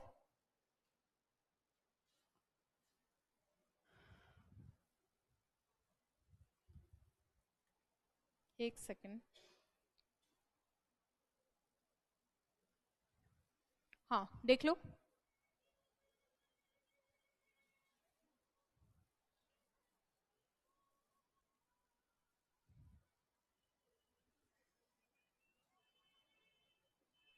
कमेंट्स दिखा दो। ए ऑप्शन वाले हाथ उठाएं। ए, बी, सी, डी। अब तो समझ में आ गया मामला, डायरेक्ट था या इनडायरेक्ट था? इनडायरेक्ट था। चेंजेस चाहिए कि नहीं चाहिए? अगर चेंजेस चाहिए होते ना तो इनडायरेक्ट में कैन नहीं आता, क्या बन जाता? कुड बन जाता, अगर चेंजेस रिक्वायर्ड रहते तो। ठीक है, चलिए अब तो हमें तो चेंजेस करना ही नहीं है, क्योंकि कौन से टेंस के अंदर है? प्रेजेंट के अंदर है। फ्यूचर में होता तो भी सेम चीज लागू होती। तो ये सेड सेड गलत हो गया। अब अंदर वाला सेम देख लो, कुड हो सकता है क्या? नहीं, जब बदलाव हो ही नहीं रहा है, और वैसे भी तो उल्टा हो गया। ठीक है, आगे चले। समझ में आया क्या ये जो चीज कह रही हूं? अगला देखो, दो ही थे क्या इसमें? चलो, आपने कोई भी एग्जाम्पल नहीं लिखा है क्या? एक आप लिख लो, यही एक एग्जाम्पल लिख लो। बाकी ये दो लिखना चाहते हो क्या? चलो फिर इनको ही लिख लो, मेरा क्यों एनर्जी वेस्ट करवा रहे हो? लिख लो, इन्हीं को लिख लो, एक तो लिख ही लो कम से कम। भाई हेडिंग डाली है तो एक चाहिए ना हमें, जल्दी से लिख लो। बट ध्यान रखना ये इनडायरेक्ट से डायरेक्ट है ना।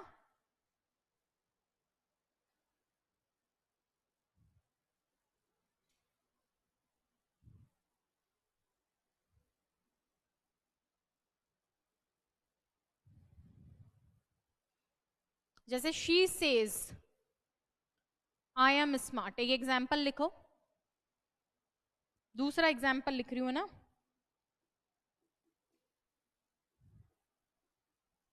She says I am smart, इसको चेंज करो तो इनडायरेक्ट में, इसको इनडायरेक्ट में चेंज करके दिखाओ।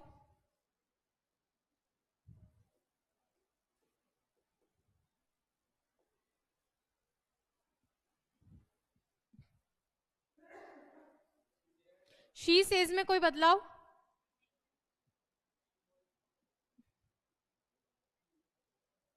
ओहो, इतना समझा दिया। मैंने कहा जब बाहर कुछ है ही नहीं तो अंदर वॉश करना है क्या? नहीं करना, पास्टीकरण करना है, लेकिन जहां रिक्वायर्ड हो वहीं तो करेंगे ना। अच्छा, लड़की कह रही है, लड़की कह रही है तो शी इज स्मार्ट या he is smart? She is smart. अब ध्यान देना, प्रोनाउन चेंज कर दिया है, क्योंकि अब मैं नहीं हूं, वो है, क्योंकि उसकी कही भी बात को कोई और कह रहा है। शी इज स्मार्ट, लिख लो। दैट लगा दो। अच्छा हाँ, यही एक नियम भी लिख लेना, दैट लगा दो यहाँ तो एक बारी, यहीं ब्रैकेट में नोट डाल के लिख दो। ये दैट हट भी सकता है, ठीक है? कई जगह देखोगे दैट नहीं लगा हुआ है, अंडरस्टूड समझा जाता है, ठीक है? नोट डाल के यहीं लिख लेना, इस दैट का वो भी हो सकता है। ठीक है। जैसे हमने एक्टिव पैसिव में देखा था ना कि बाय हट सकता है, बाय प्लस एक्स्ट्रा चीज, अंडरस्टूड समझा जाता है कि ये तो होगा ही, वैसे ही दैट हट जाएगा। आगे बढ़े, नेक्स्ट देखो, अब केस 2 लिखो। Universal truth, general truth, historical fact या प्रोवर्बियल एक्शन, हेडिंग डालो ये।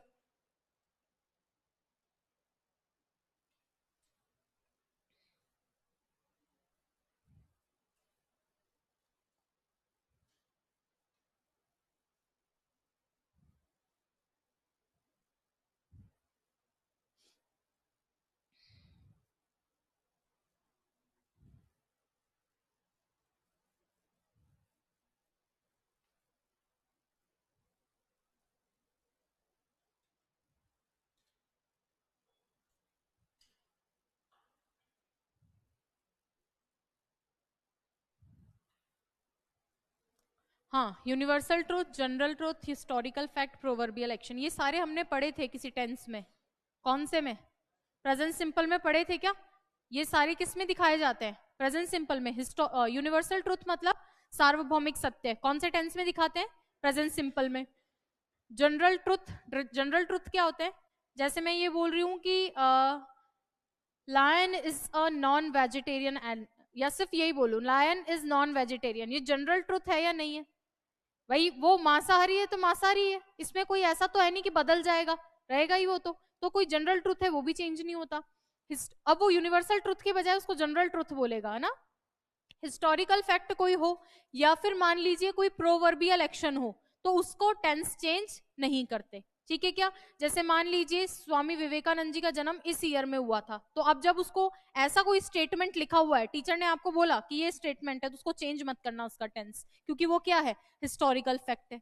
ऐसे ही प्रोवर्बियल एक्शन का मतलब होता है, जो अक्सर आपके क्वेश्चन आते हैं वो भी इसी के ही आते हैं। प्रोवर्बियल एक्शन का मतलब किसी की कोई कही हुई बात है, कोई स्टेटमेंट है, कोई कोटेशन है, तो उसमें बदलाव नहीं करना है। जैसे मान लीजिए ये लिख रखा है लाइंग इज अ सिन, यहां पे लाइंग का पार्ट ऑफ स्पीच बताओ पहले तो।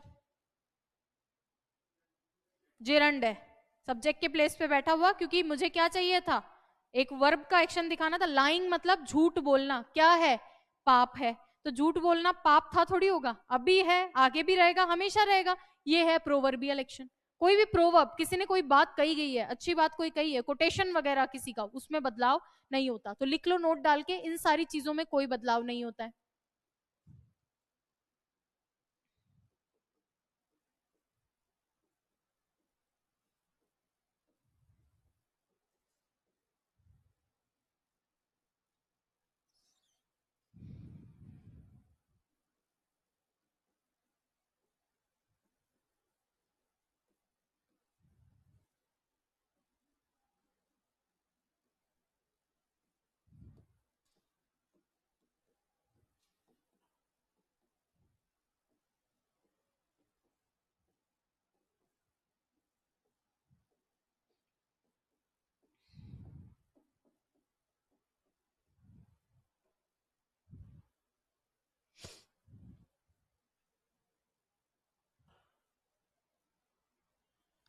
क्योंकि अंदर ही होगा, वाक्य तो अंदर ही है, बाहर तो कुछ है ही नहीं। तो अंदर अगर इनमें से कुछ भी हिंदी में लिखना चाहो तो लिख लो, वैसे ये टेंस में बताया जा चुका है आपको। सार्वभौमिक सत्य, जनरल ट्रुथ, हिस्टोरिकल फैक्ट या प्रोवर्बियल एक्शन। वहां सेइंग्स लिखा था ना हमने, एक शब्द सेइंग्स, वो प्रोवर्बियल एक्शंस ही थे। लिख लिया ये चीज। चलो ये देखो एग्जाम्पल, और कोशिश करो करने की।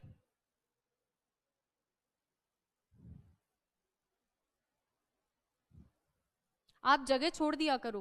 देखो बहुत सिस्टमेटिक काम आपको करके दिया जा रहा है, जो टॉपिक पढ़ा रहे हैं उसी के क्वेश्चंस। तो जगह छोड़ के अगर नोट्स में लिखी हुई रहेगी ना ये सारी चीजें, तो बहुत सही रहेगा। आप, मुझे पता है, जगह नहीं छोड़ते हो, सिर्फ नियम लिख के आगे बढ़े। पीडीएफ से लिख लेते हो, बहुत अच्छी बात है, लिख लेते हो तो। ए ऑप्शन वाले हाथ उठाएं। ए, बी, सी, डी। ठीक है, नहीं समझ में आया क्या कहना चाह रहे हो? जो मैंने बात लिखवाई वो क्या कह रही है, जो मैंने स्टेटमेंट लिखवाया वो क्या कहना चाह रहा है, पढ़ो उसको। समझ में आया? The geography teacher said, geography की टीचर ने कहा। सबसे पहले तो यही ध्यान दूंगी, यहाँ पे सेड है या सेज है। अगर होता है यहाँ पे सेज तो वैसे भी नहीं बदलता, है ना, वैसे भी नहीं बदलता। लेकिन क्या कह रही है वो भी देख लो। The earth is round, change होगा क्या? नहीं होगा, चेंज तो नहीं होगा। ये बात चेंज हो सकती है कि अर्थ राउंड है? नहीं है, ये चीज चेंज नहीं हो सकती। अगर ये चीज चेंज नहीं हो सकती तो ये यूनिवर्सल ट्रुथ के जैसा मान लो, ये जनरल ट्रुथ मान लो। यूनिवर्सल ट्रुथ भी नहीं तो जनरल ट्रुथ मान लो, और जनरल ट्रुथ चेंज नहीं होता है, तो चेंज नहीं करना है। कौन सा बताया आप लोगों ने? D option. तो बाकी की एरर देख लेते हैं।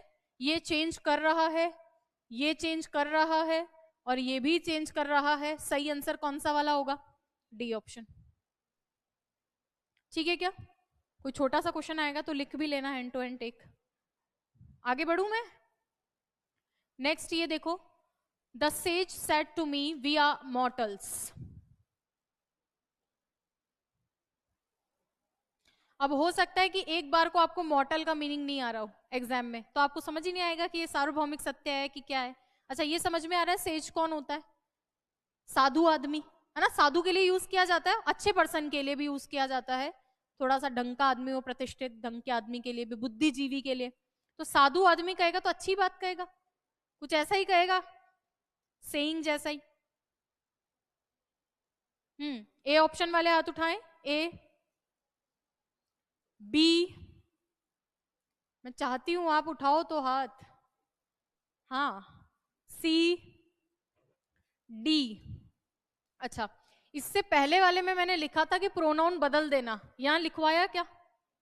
लिखवाया क्या? चलो नहीं भी लिखवाया तो जनरली मॉर्टल सिर्फ वही है या तुम लोग भी हो? मॉर्टल का मतलब होता है नश्वर, जिसको एक ना एक दिन मरना है, खत्म होना ही है। तुम भी तो मरोगे, तुम कौन सा मरो। तो जो टीचिंग्स होती हैं वो बेसिकली सबको शामिल करते हुए होते हैं। तो टीचिंग्स में तो कोई बदलाव नहीं होता, वी को दे मत कर देना। वो उस केस के लिए था, कौन से वाले के लिए? जब बाहर प्रेजेंट या फ्यूचर हो तब अंदर प्रोनाउन प्रोनाउन चेंज कर सकते हो। लेकिन सार्वभौमिक सत्य है, उसमें कुछ बदलाव आप नहीं कर सकते, नहीं कर सकते। आपकी कोई सेइंग है, जब कह दिया तो कह दिया, बस उसमें आप अब प्रोनाउन बदल के, ऐसा थोड़ी है कि झूठ बोलना पाप सिर्फ मेरे लिए है, आप लोगों के लिए नहीं है, सबके लिए ही है वो। तो वहां ये चेंज नहीं करना है। सही आंसर कौन सा वाला होना चाहिए? बाकी में देख लो क्या क्या एरर है। ये नहीं बदलना है, ये दे कर रहा है। पहले वाले में क्या दिक्कत आ रही है? ये सेस कर रहा है, ये भी नहीं होगा। सही आंसर कौन सा वाला होगा? सेकंड वाला, सी ऑप्शन। ठीक है, ऑनलाइन में सबने सही किया है, एक ने बी किया है। दे क्यों नहीं होगा, समझ में आया क्या? वो सिर्फ नश्वर है या तुम भी हो? तुम भी हो। मॉर्टल का मतलब नश्वर, जिनको मरना ही है, जिसका एक एंड है, खात्मा है। आगे बढ़ो, नेक्स्ट क्वेश्चन देखो। The teacher said to us the sun rises in the east.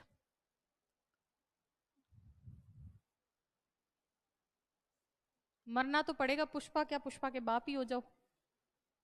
Pushpa को भी तो मरना पड़ेगा ना, सेकंड पार्ट में मर जाएगा क्या पता।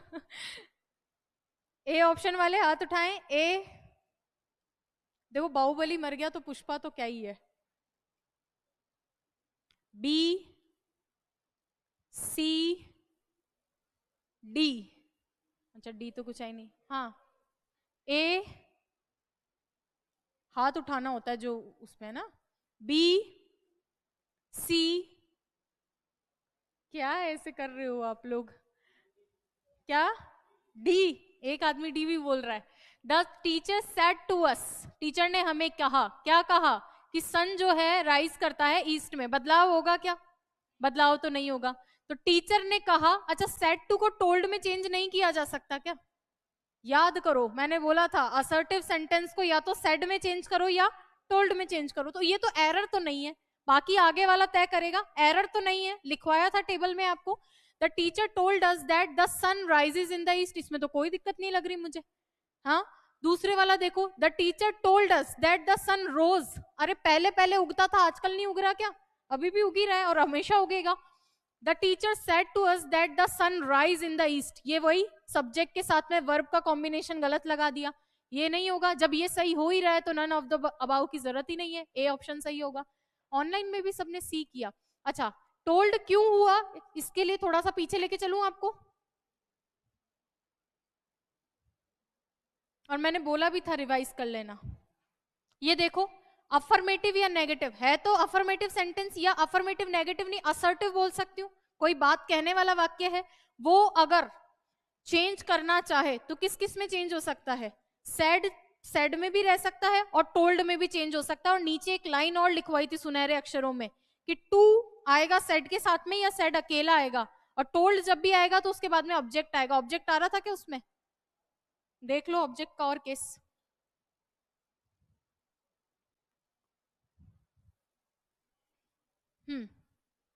आ रहा है इसमें ऑब्जेक्ट भी डायरेक्ट, ठीक है तो सही है ये, इसमें क्या दिक्कत है। कौन सा वाला, सी वाला बिल्कुल हो जाता, उसको पता था ये सही हो जाता इसीलिए उसने एरर डाली। क्या मैंने क्रॉस नहीं किया, मैंने क्वेश्चन पे क्रॉस किया है ओहो चले आगे, नेक्स्ट क्वेश्चन देखो।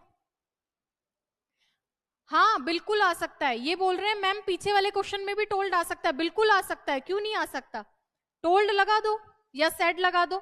मैंने ये बोला ना कि आपका एग्जाम एमसीक्यूज वाला है, वो खुद बताएगा क्या लगाना है और क्या नहीं लगाना है, मैंने तो दोनों लिखवा दिए, आपको बनाना होता तो आप चाहे सेड से बनाते चाहे टोल्ड से बनाते, उसमें कोई दिक्कत नहीं है रतनपाल, लेकिन आपका एग्जाम ऐसे ऑप्शन में आता है इसलिए मैं आपको ऑप्शन पे ही सिखा रही हूँ।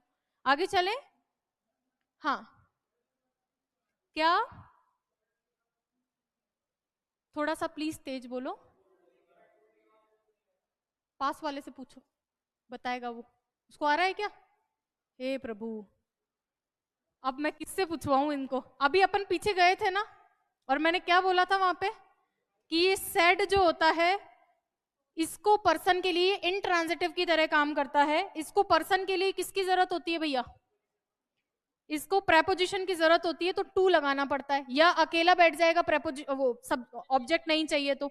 लेकिन जो टोल्ड होता है ये ट्रांजिटिव वर्ब है, इसको अपने जस्ट बाद ऑब्जेक्ट चाहिए होता है, इसका मतलब क्लास में आप लोग अवेयर नहीं हो, अर्थ तो यही निकल रहा है इस बात का, और पड़ोसी भी नहीं है, मैं कितना गर्व से बोली उससे पूछ लो, दोनों ही एकदम एक जैसे हो। आगे बढ़े, क्वेश्चन नंबर 4, अब आपसे पूछूंगी ये क्वेश्चन मैं, पढ़ लो आराम से।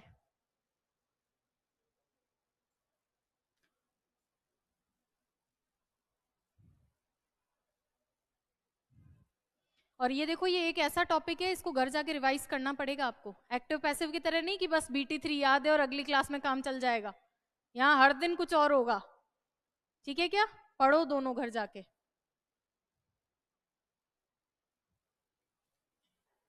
पढ़ लिया, आप दोनों ने पढ़ लिया, पढ़ लो, take your time, but answer आप ही को ही करना है।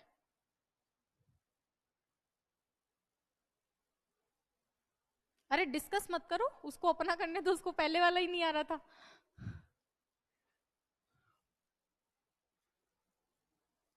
अब बताओ,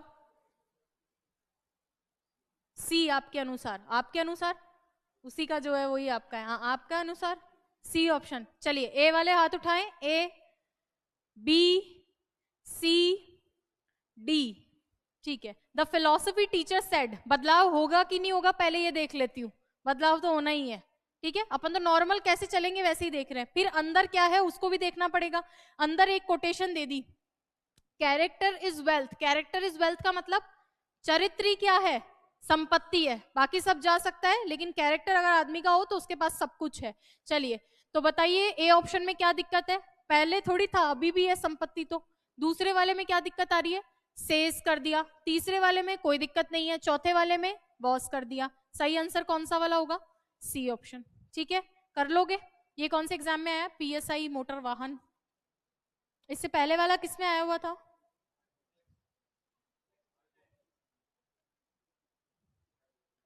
ये देखो क्वेश्चन नंबर 5, ये रीट लेवल सेकंड 2022 में आया हुआ है। सारे टाइप कर लेंगे, बस आप साथ के साथ पढ़ते जाओ, बाकी मेरे पे छोड़ दो क्या करवाना है क्या नहीं, बट पढ़ लो प्लीज, पढ़ लो। हाँ, ए ऑप्शन वाले हाथ उठाएं, ए जो कहते हैं भगवान महान है, बी सी डी। ठीक है, ये किस प्रकार का है, द सैंड चैंटेड, चैंट किया उसने कहा, और मंत्र को पढ़ने के लिए जप करने के लिए भी चैंट वर्ड आता है। क्या कहा उसने भाई, गॉड इज ग्रेट, क्या है, भगवान महान है, तो महान थे, हैं और हमेशा रहेंगे, तो इस केस में कोई चेंजेस नहीं होना चाहिए, ये नहीं होगा। अब ये दूसरा वाला तो क्या कर रहा है, वाई लगा रहा है, प्रश्न थोड़ी है कि क्यों महान है, तो डब्ल्यू एच का डब्ल्यू एच रह जाता। देखो दैट लगा रहे हैं अपन, सारे वाक्य कैसे हैं, असर्टिव है, या तो नेगेटिव या पॉजिटिव में ही कुछ बनेगा, तो असर्टिव में कंजंक्शन कौन सा लगता है, दैट, किसको हटा के, कॉमा और इन्वर्टेड कॉमा को हटा के। हमने बनाना नहीं सीखा है, लेकिन हम बने हुए क्वेश्चंस में एरर ढूंढ रहे हैं अभी। बनाने के लिए तो सेम क्वेश्चंस आप 4 बार लिख लो कॉपी में, लेकिन हमारा टास्क यही है कि इनको आइडेंटिफाई करना। चौथा देखो, द सेंट सेड वेदर, और मैंने आपको लिखवाया भी था, वेदर वाई ये कंजंक्शन कब लगते हैं, जब सेंटेंस कैसा हो, इंटेरोगेटिव, क्वेश्चन वाला सेंटेंस हो, तब इफ वेदर या डब्ल्यू एच लगेगा। दैट किस किस में लग जाता है, ऑप्टेटिव में लग जाता है, एक्सक्लेमेटरी में लग जाता है, या असर्टिव में लग जाता है। सही आंसर कौन सा है, ए ऑप्शन। लगभग सभी ने सही किया ऑनलाइन में भी। नेक्स्ट देखो, case number 3, affirmative slash negative. अब तक तो हमने 2 बेसिक नियम पढ़े, अब वो जितने टाइप के वाक्य थे ना, उतने तरह के, उनसे कैसे नरेशन होगा वो सारे देखेंगे। केस 3 लिख लो। तो जो 2 चीजें समझाई वो समझ में आया क्या, कब कब बदलाव नहीं होता, पास्ट, अगर मेरी रिपोर्टिंग स्पीच में पास्ट है तो बदलेगा कि नहीं बदलेगा, बदलेगा, और प्रेजेंट और फ्यूचर में से कुछ हुआ तो नहीं बदलेगा। मेरे रिपोर्टेड स्पीच में अंदर यूनिवर्सल ट्रुथ है या प्रोवर्बियल एक्शन है, बदलेगा कि नहीं बदलेगा, बाहर वाला तो जैसा है वैसा ही रहेगा, उसमें मत कर देना बदलाव आप। ठीक है, बस ज्यादा से ज्यादा सेड का टोल्ड, ये इस तरीके से चेंजेस हो सकते हैं।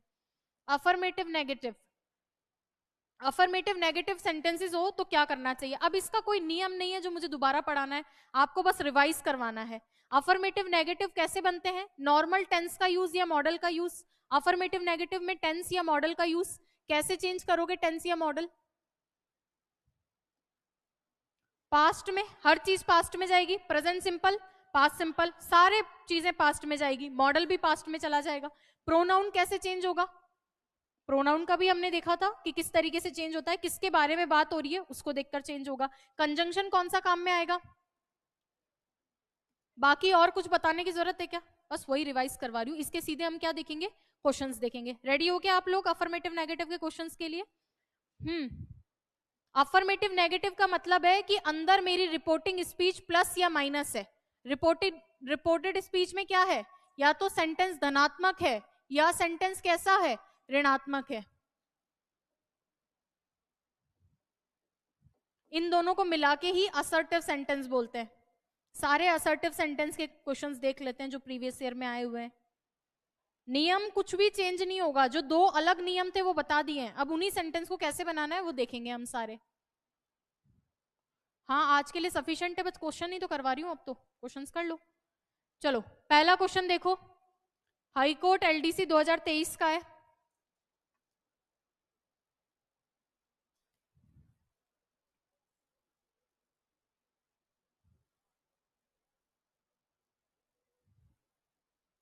बिल्कुल सही होगा, जरूरी नहीं है बदलाव करो, वो तो ऑप्शन बदल के देता है तो हमें करना पड़ता है। सेम भी रखोगे सेड, सेड में चेंज होता ही है ना। हाँ, ए ऑप्शन वाले हाथ उठाएं, ए, बी, सी, डी। ठीक है, आगे जाना ही नहीं है। टेंस कौन सा है? अरे लिखो मत, सामने ध्यान दो पहले। टेंस कौन सा है? Present perfect. किस में चेंज होगा? पास्ट परफेक्ट में। कौन से ऑप्शन में दे रखा है? काम ही खत्म हो गया। शी सेड रह गया, बीच में ब्रैकेट में दैट लिखा है, इसका मतलब आ भी सकता है और जा भी सकता है, और यहाँ पे परफेक्ट चेंज कर दिया। कर लोगे डायरेक्ट इनडायरेक्ट? तो इसमें कुछ नया नियम बताना था क्या? अब जो जितने नियम हमने पहले पढ़े उन्हीं को एज इट इज इंप्लीमेंट करना था। एक चीज जो समझानी है इसमें, प्रोनाउन। मैंने बोला था क्वेश्चन आने पे ही समझाऊंगी। सोचो ये कैसा वाक्य है? शी सेड, उसने कहा। मान लो मेरे लिए ये बात चल रही है, शी सेड, मैं हूं वो she. I have written a story, मैंने एक स्टोरी लिख दी है। ठीक है, मैंने एक स्टोरी लिख दी है। अब वो बोलेगी, तो वो मैं बोलेगी या मेरा ना मेरे लिए बोलेगी? मेरे लिए। अब मैं लड़की हूं कि लड़का हूं, वो आगे देख के पता चलेगा। शी कौन है? लड़की है। तो आप मुझे बताओ, she said, she had written आएगा या आई हैड रिटन आएगा? क्यों? क्योंकि आई तो मेरे लिए था, अब मेरी बात को अगला आदमी बोल रहा है, तो उसके लिए मैं वह बन गई। और वह अगर लड़की है तो शी आ जाएगा, और लड़का है तो ही आ जाएगा। बाकी इसमें एडवर्ब था नहीं, प्रोनाउन और टेंस था, उसको हमने चेंज कर दिया। और चेंजेस होते तो हम वो भी देख लेते, लेकिन आपको इतना दिमाग ही नहीं लगाना पड़ेगा, वो खुद ही ऐसे ऑप्शन बना रहा है। आपका आसान काम आरएसएस भी करके दे रहा है, आपको तो बस सही आंसर पे पहुंचना है। कर लोगे इतना सा? चलिए आगे देखो, नेक्स्ट क्वेश्चन, क्वेश्चन नंबर 2। ये 3rd ग्रेड का है, 2023 का question. He said I am a student.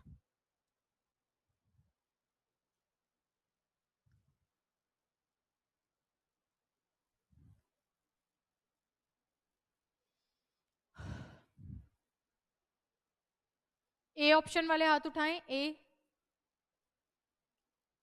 B, C, D. ठीक है, ही सेड, उसने कहा क्या है? मैं एक स्टूडेंट हूं। अब मैं एक स्टूडेंट हूं, बाहर वाले में ऐसा है नहीं कि वो पास्ट के अलावा फ्यूचर या प्रेजेंट में तो चेंजेस नहीं होने चाहिए थे, तो ऐसे केस में चेंजेस तो होंगे। अंदर आप देख लो, मैं एक स्टूडेंट हूं, उसने बोला स्टूडेंट मैं, अब सामने वाले के लिए मैं रहेगा या वह रहेगा? वह रहेगा, तो चेंज कर दो। अब यहाँ पे चेंज करने के लिए इज नहीं आएगा, इज नहीं आएगा। अब बचा ये और ये, यहाँ पे सेज लगा के गलती कर दी। सही आंसर कौन सा होगा? B option. कुछ कहना है क्या? इस क्यों आना चाहिए आप बताओ, क्योंकि आप लगवा रहे हो। जनरलाइज ट्रुथ है क्या? जनरल ट्रुथ का मतलब आप ये मत सोचो कि हर आदमी के जीवन का ट्रुथ। जनरल ट्रुथ को आप सोच रहे हो हर आदमी का, ऐसे तो मैं ब्यूटीफुल हूं, ये जनरल ट्रुथ हो गया, सब थोड़ी मानेंगे। अरे सब मानेंगे क्या? जनरल ट्रुथ का मतलब समझो जो सबके द्वारा एक्सेप्टेड है, जनरलाइज्ड चीज। जैसे मैंने एग्जाम्पल दिया था, याद करो क्या बोला था? शेर मांसाहारी है, जनरलाइज्ड ट्रुथ। जनरल ट्रुथ का मतलब जनरलाइज्ड ट्रुथ, वरना तो दुनिया में हर चीज सच है। मैं स्टूडेंट हूं ये भी सच है, मैं सुंदर हूं ये भी सच है, हर चीज सच हो जाएगी ना, कुछ भी। मतलब एग्जाम्पल दे रही हूँ उस केस में। मान रहे हो इस चीज को? अब समझ में आया? आप इसको इज रखना चाह रहे थे जनरल ट्रुथ बना के, नहीं रख सकते है ना। जनरल ट्रुथ का मतलब है जनरलाइज्ड ट्रुथ, जो लोगों के द्वारा एक्सेप्टेड है। लिख लो वहां पे ब्रैकेट में ये चीज, ठीक है? हाँ, ऐसे ही होता है, लेकिन वो इनडायरेक्ट में कहा जाता है, इसीलिए हिंदी में ट्रांसलेट नहीं करते हम। वो स्टूडेंट ही है, अभी भी है, लेकिन उसकी कई भी बातें इसीलिए थामे जाता है। हाँ, नहीं रहेगा। हाँ देखो कितना अच्छा एक्सप्लेनेशन दे रहा है ना? क्या? अरे वो जो भी है, बट उसका कहना बिल्कुल सही है। हम जो चीज आज बोल रहे हैं वो कल भी रहनी जरूरी है ना, तब वो जनरल ट्रूथ होगा। लेकिन स्टूडेंट जीवन भर नहीं रह सकता। अब आप गलत चीज के लिए जिद रहे हो, उसने सही चीज बोली है, उसको हमें एक्सेप्ट करना चाहिए। किसी भी दिन बोले ये चेंज होगी पास्ट में, क्योंकि ये जनरलाइज्ड ट्रुथ नहीं है। जनरल ट्रुथ को जनरलाइज्ड ट्रुथ लिखो पहले तो, ये चीज है। ठीक है, फिर भी नहीं समझ में आया तो पूछो, पूछने की मनाही नहीं है, लेकिन जिद करके मनवाओ तो ये तो मैं भी जिद्दी हूँ। हाँ, ये है यहाँ का नियम तो। चले आगे, आप बोलो। हाँ, आगे देखते नहीं है, आना ही चाहिए भाई। एरर को सॉल्व किया जा सकता है, जिद को सॉल्व करने का अपने पास नहीं है। सर से और पूछ लेना ना, जहां आपको लगे कि मैं आर्ग्यू कर रही हूँ वहां सर से आप पूछो। वो तो खैर इतना टाइम उनके पास होता नहीं है कि वो दे पाए। प्रश्न संख्या 3 करो।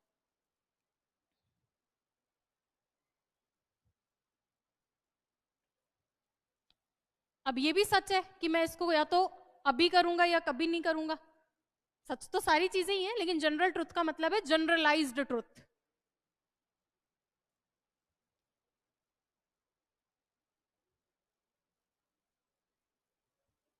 ये फर्स्ट ग्रेड एग्जाम का है। ए ऑप्शन वाले हाथ उठाएं। ए, बी, सी, डी। ठीक है, इसमें भी नहीं आ रहा आपको? आ रहा है? हाँ तो हाथ उठाओ यार, ग्रुप का पार्ट बनो, ऐसे अलग मत बनो वरना मेरे ग्रुप में आ जाओगे टीचर वाले में। हाँ, सरिता सेड टू मी, सरिता ने मुझे कहा I will do it now और नेवर, मैं इसको अभी करूंगा या कभी नहीं करूंगा। चलिए, अब नाउ को तो मैं चेंज कर सकती हूँ। नाउ को किस में चेंज करना है? देन में। ये याद दिला रही हूँ, याद किया था, नाउ को देन में चेंज किया जा सकता है। अच्छा, बदलाव होगा कि नहीं होगा? पहले तो देख लो, यूनिवर्सल ट्रूथ, जनरलाइज्ड ट्रूथ नहीं है ये अंदर। और दूसरी चीज, यहाँ पे क्या लिख रखा है? सेड लिख रखा है, पास्ट में है तो चेंज तो होना ही होना है। अब चेंज करने का तरीका क्या है? पास्ट में जाना होता है। विल किस में चेंज होता है? वुड में चेंज होता है। कर दो वुड में, कहां कहां चेंज है, ये हटा दो। अब बचा ये तो वैसे भी नहीं आएगा नाउ की वजह से। ये क्यों नहीं आएगा? इसमें और इसमें क्या डिफरेंस है? अच्छा, प्रोनाउन चेक कर लो। सरिता ने मेरे को कहा कि मैं इसको अभी करूंगी, लेकिन सामने वाले के लिए सरिता मैं है या वह है? वह है, तो वह के हिसाब से शी। सही आंसर कौन सा वाला होगा? D option. ठीक है क्या? आगे बढ़े इसमें, नेक्स्ट क्वेश्चन में। इसमें कुछ पूछना है? नेक्स्ट देखो, क्वेश्चन नंबर 4 आरजीएस एग्जाम का है। आरजीएस का ग्रामर का पेपर बहुत इजी आता है।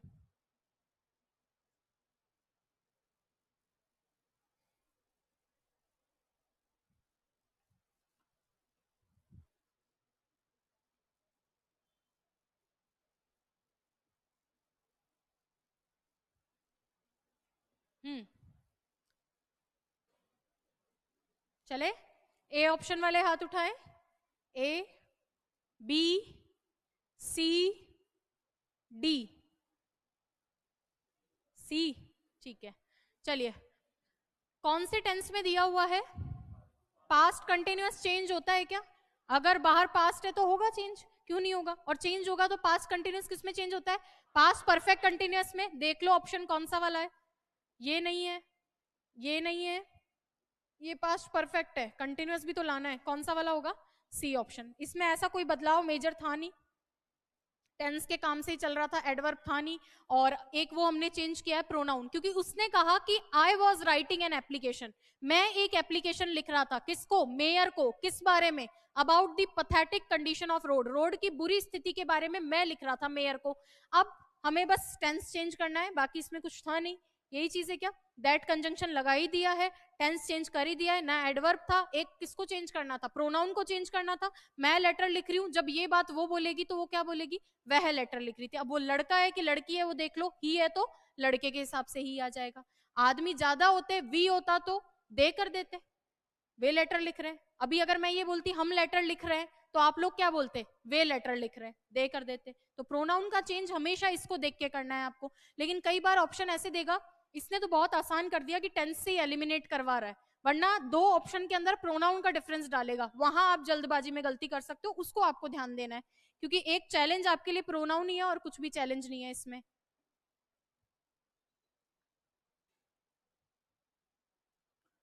कितने बचे हैं इसके? चलो दो और है, फटाफट से कर लो। She said that he worked in a glass factory.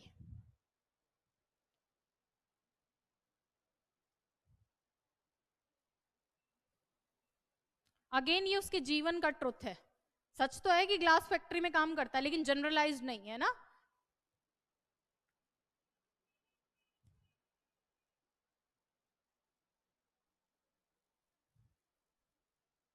A option वाले हाथ उठाएं। ए, बी, सी, डी।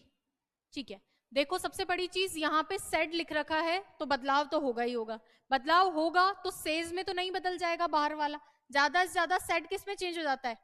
टोल्ड में चेंज हो जाता है, लेकिन टेंस थोड़ी बदल लेता है, टेंस तो नहीं बदलता। चलिए ये हट जाएगा, फिर तीन ऑप्शन बचे हैं। काम दैट ही वर्कड इन, यहाँ पे आपको पता है कि जब भी हम डायरेक्ट लिखते हैं तो वहां दैट नहीं लगाते, इनडायरेक्ट में कंजंक्शन दैट आता है, ये भी रिजेक्ट हो जाएगा। अब ये और ये के अंदर हमें देखना था, यहाँ पे ये इनडायरेक्ट स्पीच है या डायरेक्ट स्पीच है। अब ये गलती गलती में और पीछे मत भेज देना, अगर एक ऑप्शन ये होता ना हैड वर्कड, तो कई बार क्या हो जाता है एग्जाम में ऐसी गलतियां, ये आपकी जगह मैं खुद को रख के सोच रही हूँ, ये हैड वर्कड होता तो कई लोग जल्दी जल्दी में कर देते हैं, बस पास्ट ही करना ही तो करना है और पीछे जाना है, लेकिन यहाँ ध्यान देना इनडायरेक्ट दिया है कि डायरेक्ट दिया है, तो इसकी वजह से हमें थोड़ा उल्टा चलना पड़ेगा। अगर ये पास्ट सिंपल है तो ऑब्वियसली क्या था, प्रेजेंट था, तभी पास्ट बना होगा। प्रेजेंट के लिए कौन सा वाला होना चाहिए, सी ऑप्शन सही होना चाहिए। ठीक है क्या, चलिए आगे देखो, नेक्स्ट क्वेश्चन देखो 6 number, he said my wife leaves for Mumbai tomorrow. ये क्वेश्चन थोड़ा सा ठीक है, बाकी ऑप्शन ने कर दिया गड़बड़, बाकी तो क्वेश्चन ठीक है।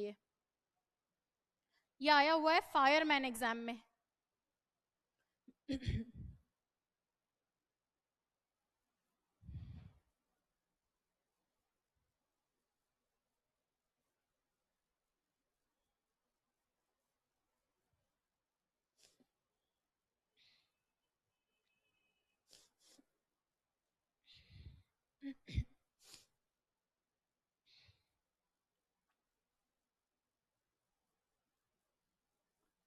ए ऑप्शन वाले हाथ उठाएं, A option, B, C, D, बाकी ये ऑप्शन वाले हैं ना। चलिए ध्यान देना, ये इस तरह का तो मैंने आपको कोई केस पढ़ाया ही नहीं है ना, लेकिन ये तो बताया है ना कि मॉडल तो चेंज होता है, मॉडल चेंज होता है, यही आपको पकड़ना था। अच्छा, टेंस में मैंने एक केस पढ़ाया था कि फ्यूचर को प्रेजेंट में दिखाया जा सकता है, याद है क्या, फ्यूचर टेंस को प्रेजेंट में दिखाने के 4 केस हमने पढ़े थे, इसका मतलब फ्यूचर प्रेजेंट में दिखाया जा सकता है, ये वही केस है। आदमी जाएगा कल, लेकिन अगर वो बात निश्चित है तो उसको प्रेजेंट में दिखाया जा सकता है, वहां मैंने आपको कंटिन्यूअस दिखाया था, ये यहाँ प्रेजेंट सिंपल दिखा रहा है, गलत नहीं है, लेकिन कंटिन्यूअस होता है तो वो आपके प्लान्ड एक्शन, शेड्यूल्ड एक्शन को दिखाता है कि ये चीज की तैयारी चल रही है, तो उस कंटिन्यूटी को दिखाने के लिए कंटिन्यूअस टेंस आता है, लेकिन ये गलत नहीं है, इसने फ्यूचर के एक्शन को प्रेजेंट में दिखाया है। मुझे कैसे पता चला फ्यूचर के एक्शन को प्रेजेंट में दिखाया है, अरे टुमारो दिख रहा है, टुमारो तो आने वाला कल ही है, फ्यूचर का एक्शन है। अगर मैं इसको उस ढंग से देखूं तो यहाँ लीव्स की जगह टुमारो को देखते हुए क्या होना चाहिए था, विल लीव होना चाहिए, कि मेरी वाइफ जाएगी, कहां जाएगी, मुंबई जाएगी, कब जाएगी, कल जाएगी, तो विल लीव को ही इसने प्रेजेंट में क्या लिख दिया, लीव्स लिख दिया। लेकिन इनडायरेक्ट में आप चेंज करोगे तो आपको ऑप्शन के हिसाब से चलना पड़ेगा, क्योंकि ऑप्शंस दे रखे हैं अगले ने। अब मॉडल में आप मुझे बताओ, विल को अगर चेंज करना है तो कौन से में चेंज करोगे, ऑब्वियसली वुड में करोगे, तो ये तो दिखती सी बात थी कि he said that his wife would leave for Mumbai the next day, क्योंकि टुमारो को नेक्स्ट डे, फॉलोइंग डे किसी में भी चेंज कर सकते हैं, नेक्स्ट खुद भी फॉलोइंग में चेंज हो जाता है। अच्छा, ए ऑप्शन हैड टू तो पास्ट में ले जा रहा है, ये हैज टू ये कंपल्शन दिखा रहे हैं, कंपल्शन की बात थोड़ी हो रही है, ये तो मेरी वाइफ को जाना ही जाना है, वो रांध रही है, अब उसको जाना ही जाना है, ऐसा तो कोई केस नहीं है, ये तो अगला बोल रहा है कि वो कल जाएगी, जाएगी तो हमने भी भेज दिया। बस यहाँ ध्यान ये रखना था कि टुमारो का मतलब यहाँ विल लीव छुपा हुआ है, तो ये क्वेश्चन थोड़ा सा ठीक था, क्या कहते हो आप लोग, ठीक तो क्या, ऑप्शन ने तो गड़बड़ कर ही दी, बाकी ठीक है। तो आज के लिए इतना ही, अब कल से हम पढ़ेंगे इंटेरोगेटिव का कैसे बनाते हैं। आप लोग साथ के साथ में ना नोट्स बना लिया करो, और एक रिक्वेस्ट और है आपसे कि ये जो एग्जाम्पल मैं करवाती हूँ ना, ये बहुत मेहनत से छाटे हुए हैं, प्लीज इनको कॉपी में लिख लिया करो घर जाके, इससे आप ही का ही फायदा है भाई, आप जब एग्जाम में रिवाइज करोगे तो कॉपी ही पढ़ोगे, मेरी पीपीटी थोड़ी छांगोगे वापस, ऐसा नहीं होगा। फिर भी मैं तो कहूंगी कि जब एग्जाम देने जाओ उससे पहले फोन में है आपके सारा मैटर, बस क्लासरूम पीडीएफ है ना, उसको स्क्रॉल कर लेना, और मैं इनको रिवाइज भी करवा दूंगी, ठीक है। बाकी नेक्स्ट क्लास में पढ़ते हैं, थैंक यू सो मच।